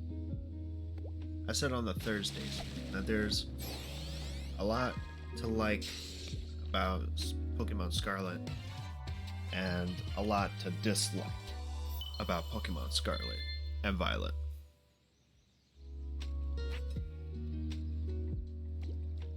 Now, the music and all the different themes in the game, absolute bangers. 100%. I can't even count how many times I've listened to the Mella's theme.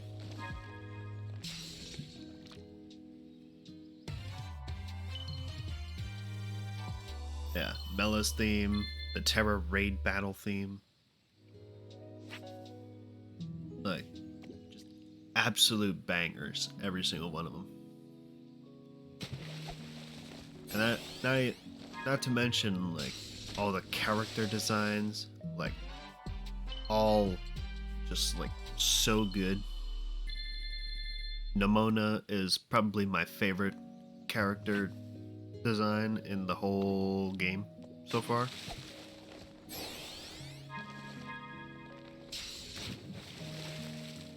Whoa! Got a freaking alligator. Alright. Sure. Oh, goodness, excuse me. And the stories so far are getting me hooked onto the game more.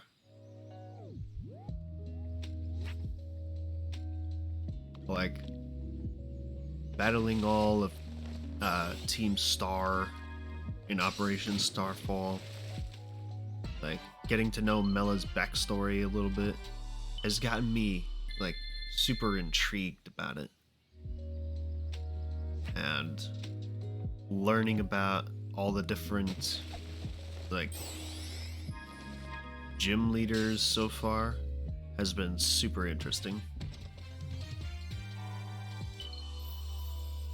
And 100% Iono is my favorite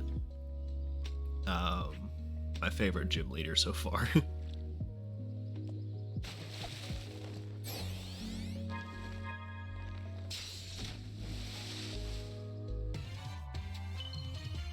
I mean, I would say I'm not that interested in Arven's quest so far.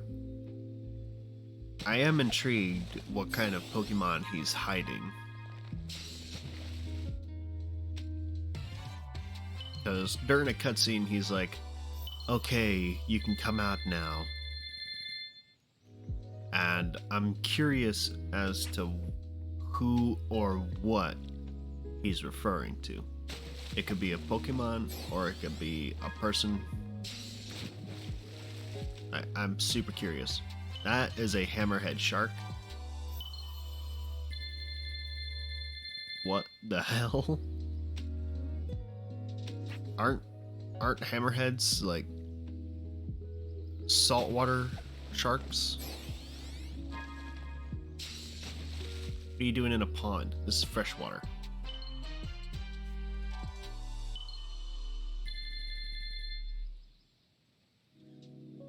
Anyway, the character designs, the story, the characters' personalities, all the trainers' personalities. That is a polka dot hammerhead shark. Okay. I didn't even know that was a thing. Cool. But yeah, all the characters, the music, just absolutely awesome. every single bit of it. However, a lot of graphical glitches, like some shadows appearing and disappearing, and like sometimes the land masses just kind of form right in front of you, along with Pokemon appearing out of thin air. It's been a problem with the past couple of Pokemon games, and I would have hoped that they would have figured it out by now. But unfortunately, they haven't yet. I hope there's going to be a patch to fix that soon.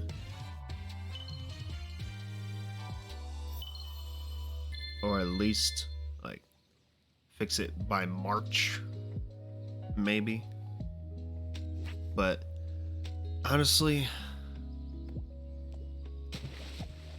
okay, this is just my opinion here, but I don't agree with a lot of what Game Freak has been doing with the latest Pokemon games.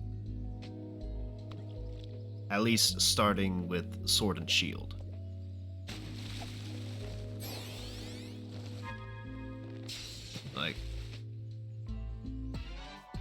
Like, if you go back to Let's Go Eevee and Pikachu, like, I can get down with those games even if,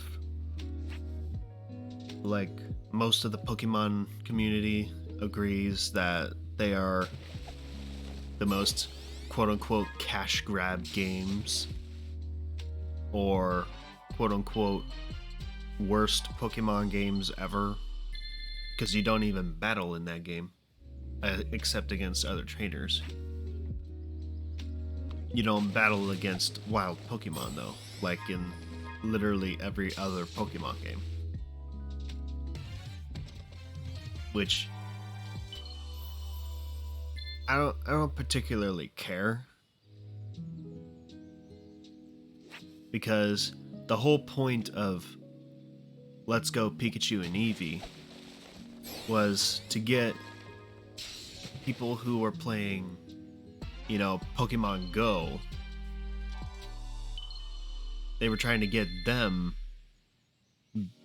into Pokemon games, into actual Pokemon games. Like, they're trying to bring everybody who was playing Niantic's Pokemon Go and bring them back, or bring them over to Pokemon Let's Go from Game Freak, which I think was a smart decision, and it worked. Like, I've bought, or at least have access to, just about every Pokemon game except the 3DS titles. Like, I don't have access to X and Y, I don't have access to Omega Ruby Alpha Sapphire, I don't have access to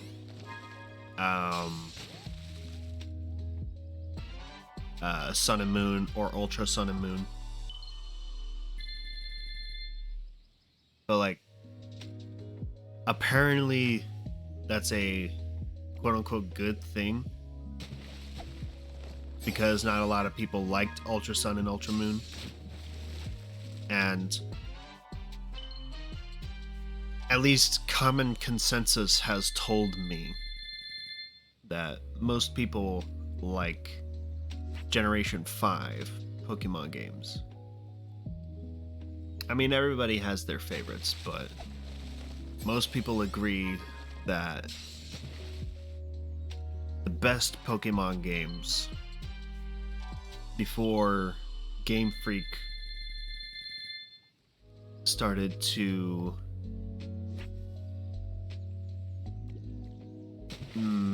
for lack of a better phrase, bring less quality into Pokemon games. Starting with, like, X and Y, Sun, Moon, Ultra Sun, Ultra Moon, all that stuff. Like, I've played Platinum, I've played White, and I'll eventually continue White once I'm done playing through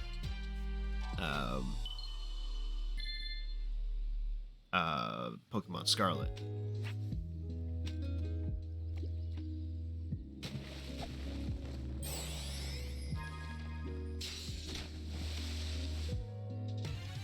But like,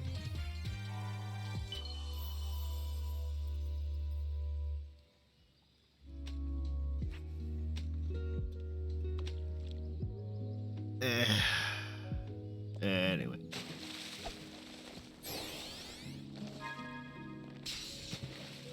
But like, the Pokemon games, from starting with Sword and Shield,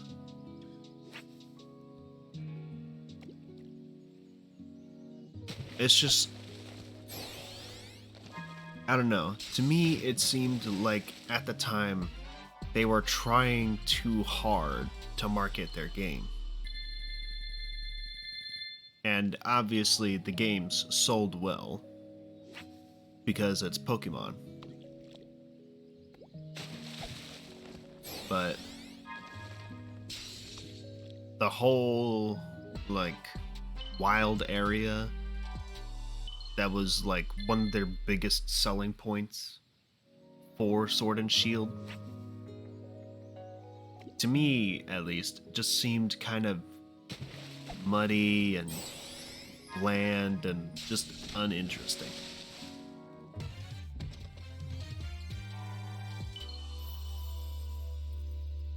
But then you could also point to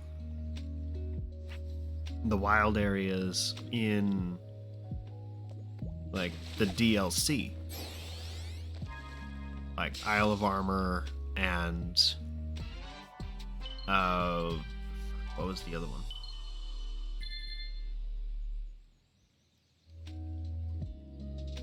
It was what was it? But yeah, you know what I mean. Like, the DLC for Sword and Shield was supposed to make up for the game's lack of quality, I would say. Or at least trying to make up for it in quantity. Like, having more Pokemon from the national decks, and like having bigger, more expansive wild areas to explore. And also, like, throwing a bunch of legendaries at you in, I remember what it's called, Crown Tundra. Like, Isle of Armor and Crown Tundra. I mean, I enjoyed Crown Tundra well enough. I think it should have, in my opinion, and I think this can be just about anybody's opinion, I would say that they should have added that as free DLC. That DLC should have been made free to everybody who bought those games. They should not have made anybody pay a single cent for that. That would be my one gripe with the DLC. I mean, some areas are still muddy and just kind of bland, in my opinion. But it does better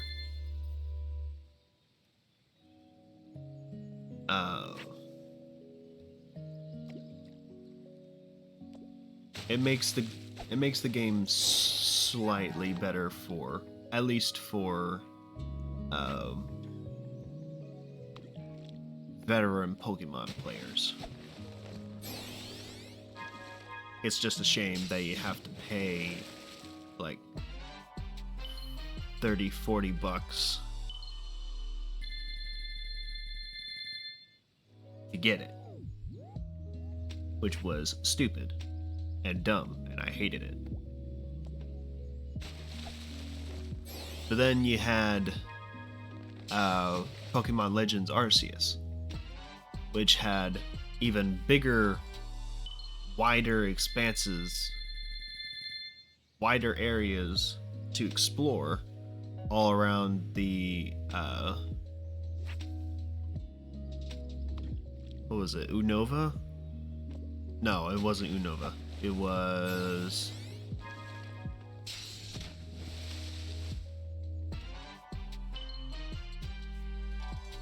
fuck. I can't remember the region. But you know what I mean. They basically just took the region from Generation 4 and just put the player in the way distant past. Which I think is totally fine. It kind of just makes the player, I believe the term is isekai.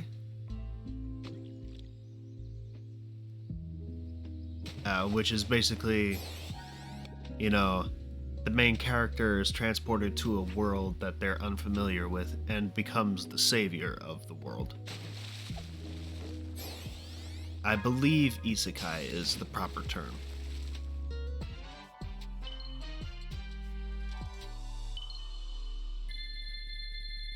But, you know, for me at least, I thought that was, you know, a good enough starting to a decent plot in Legends Arceus. And I do like the more natural, I guess you could say, approach to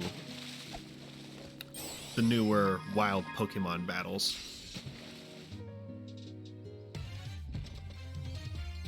Which is just, you find the Pokemon out in the wild and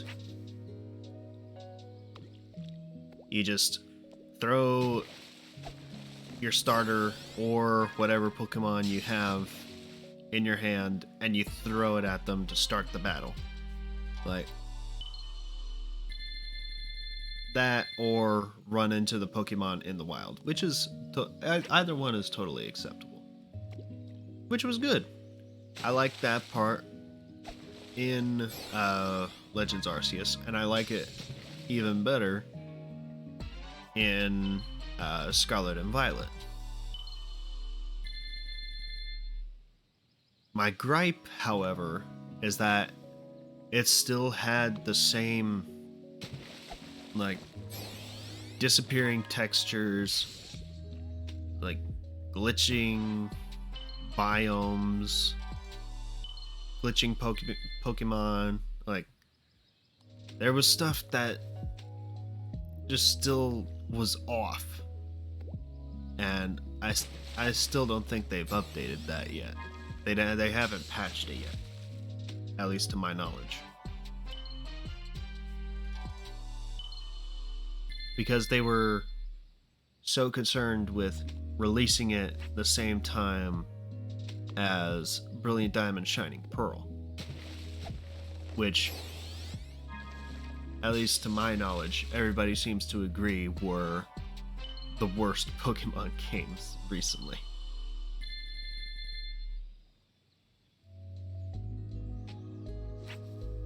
Because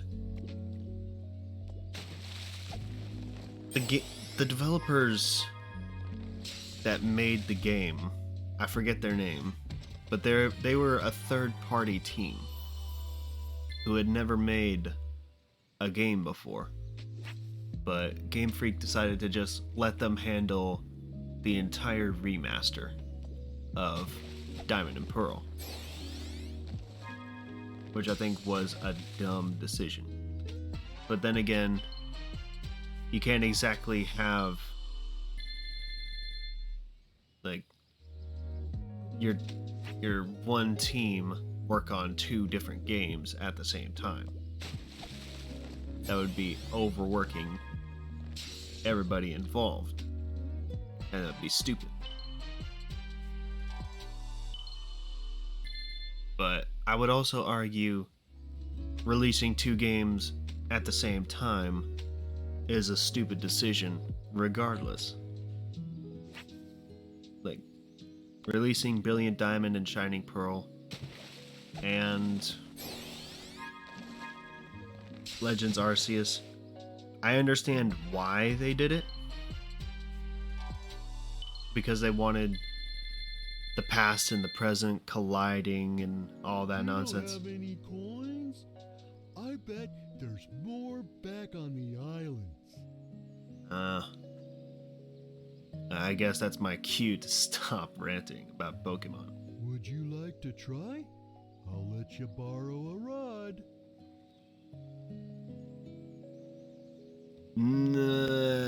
No, thank you, Big. I will use it barbecue spit, though.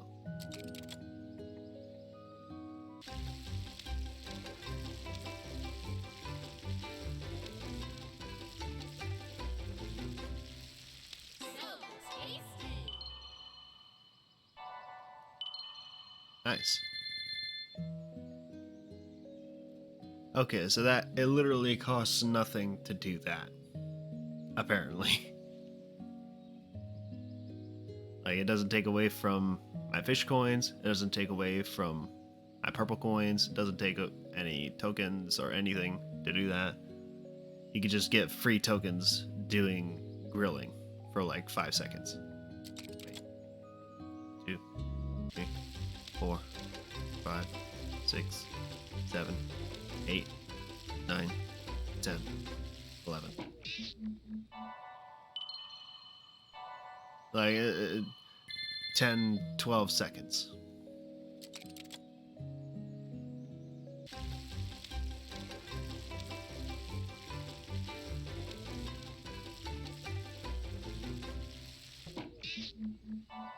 Fucking hell, god damn it. Whatever. I'm done with that. Would you like to try? I'll let you borrow a rod.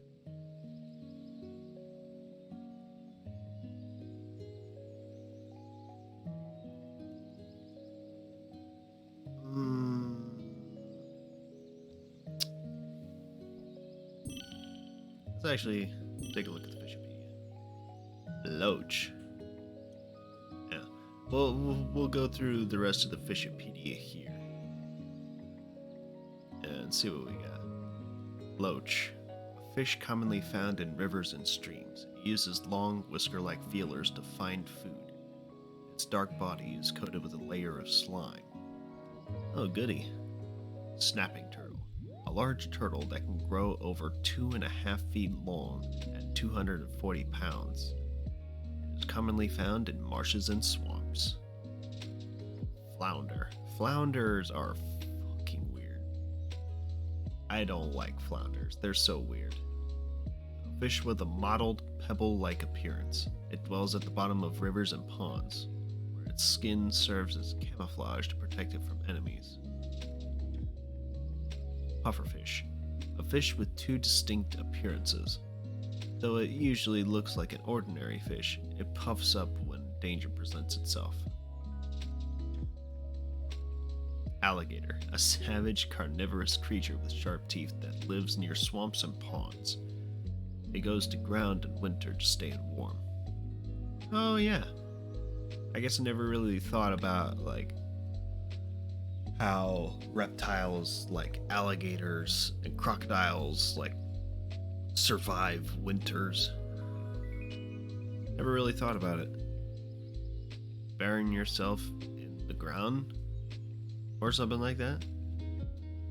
Yeah, that makes sense actually, because the ground is all warm. Yellow spring. An ordinary yellow spring. Stepping on one will propel you into the air. Item box. A box containing an item. Applying force will cause the item to pop out. Twig. a twig used to build or repair things. It would also be fuel for a fire if it wasn't so waterlogged. Acorn, the seed of an oak tree. Some are round, while others are long and thin. Yeah, okay. A somewhat lackluster catch in a nutshell. I see what you did there. Stingray, a flat fish with a long tail. It is said to be related to the shark, though they look nothing alike. It has distinctive gills on the bottom of its body. Starfish, a flat sea creature covered with spiny skin. It moves across the seabed using countless tube feet on its underside. Starfish are sometimes eaten or used in traditional medicine. Hammerhead sharks. Good lord. As its name suggests, this shark has a hammer-shaped head. Apparently, this makes it more sensitive to electrical signals than other sharks. Really? Did not know that. Ancient tablet. An inscribed stone tablet. It has the same message in 3 languages, including mysterious glyphs. So it could serve as a key to deciphering them. A shame we can't read it though. Polka-dot hammerhead shark. Despite its disarming appearance, this is a bona fide hammerhead shark. Don't be misled by its cute look, as it could be dangerous. Yep. Black starfish. A black starfish. Black is the ideal color for a concealment on the deep ocean floor where sunlight never penetrates. Yeah, that is kind of the thing with the ocean depths.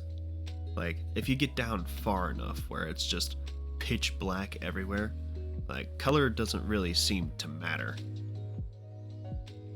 Because you can't see a damn thing. Flashy anglerfish. A flashy small anglerfish.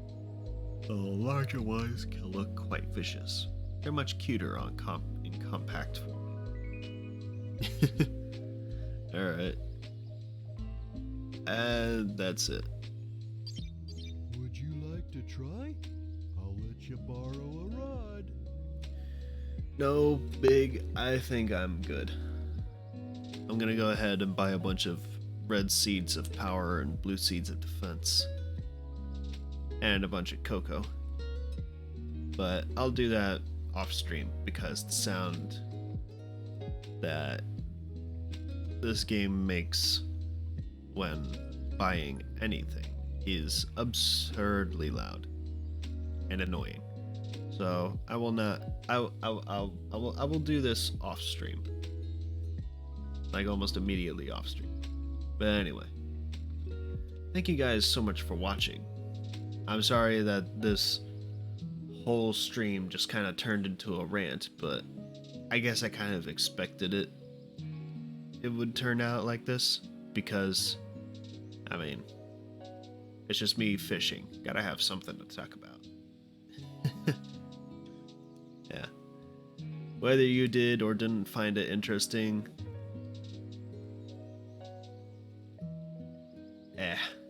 doesn't really matter to me. I had a good time talking.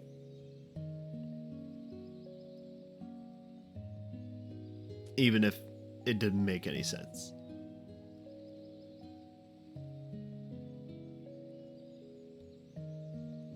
But anyway, if you managed to stick around this long on a VOD or the stream, thank you. I appreciate that. And one last reminder that on the 17th of December is going to be the 1-year anniversary of me streaming. So, yeah. Next Saturday, mark it on your calendars. we'll have a grand old time. And I promise it won't just be me ranting. Maybe I'll do something interesting. We will see. But again, thanks for watching. I appreciate you taking the time to come watch me. And I'll see you guys Tuesday for something. Alright. I gotta go now. Bye-bye, everybody. Bye. Bye.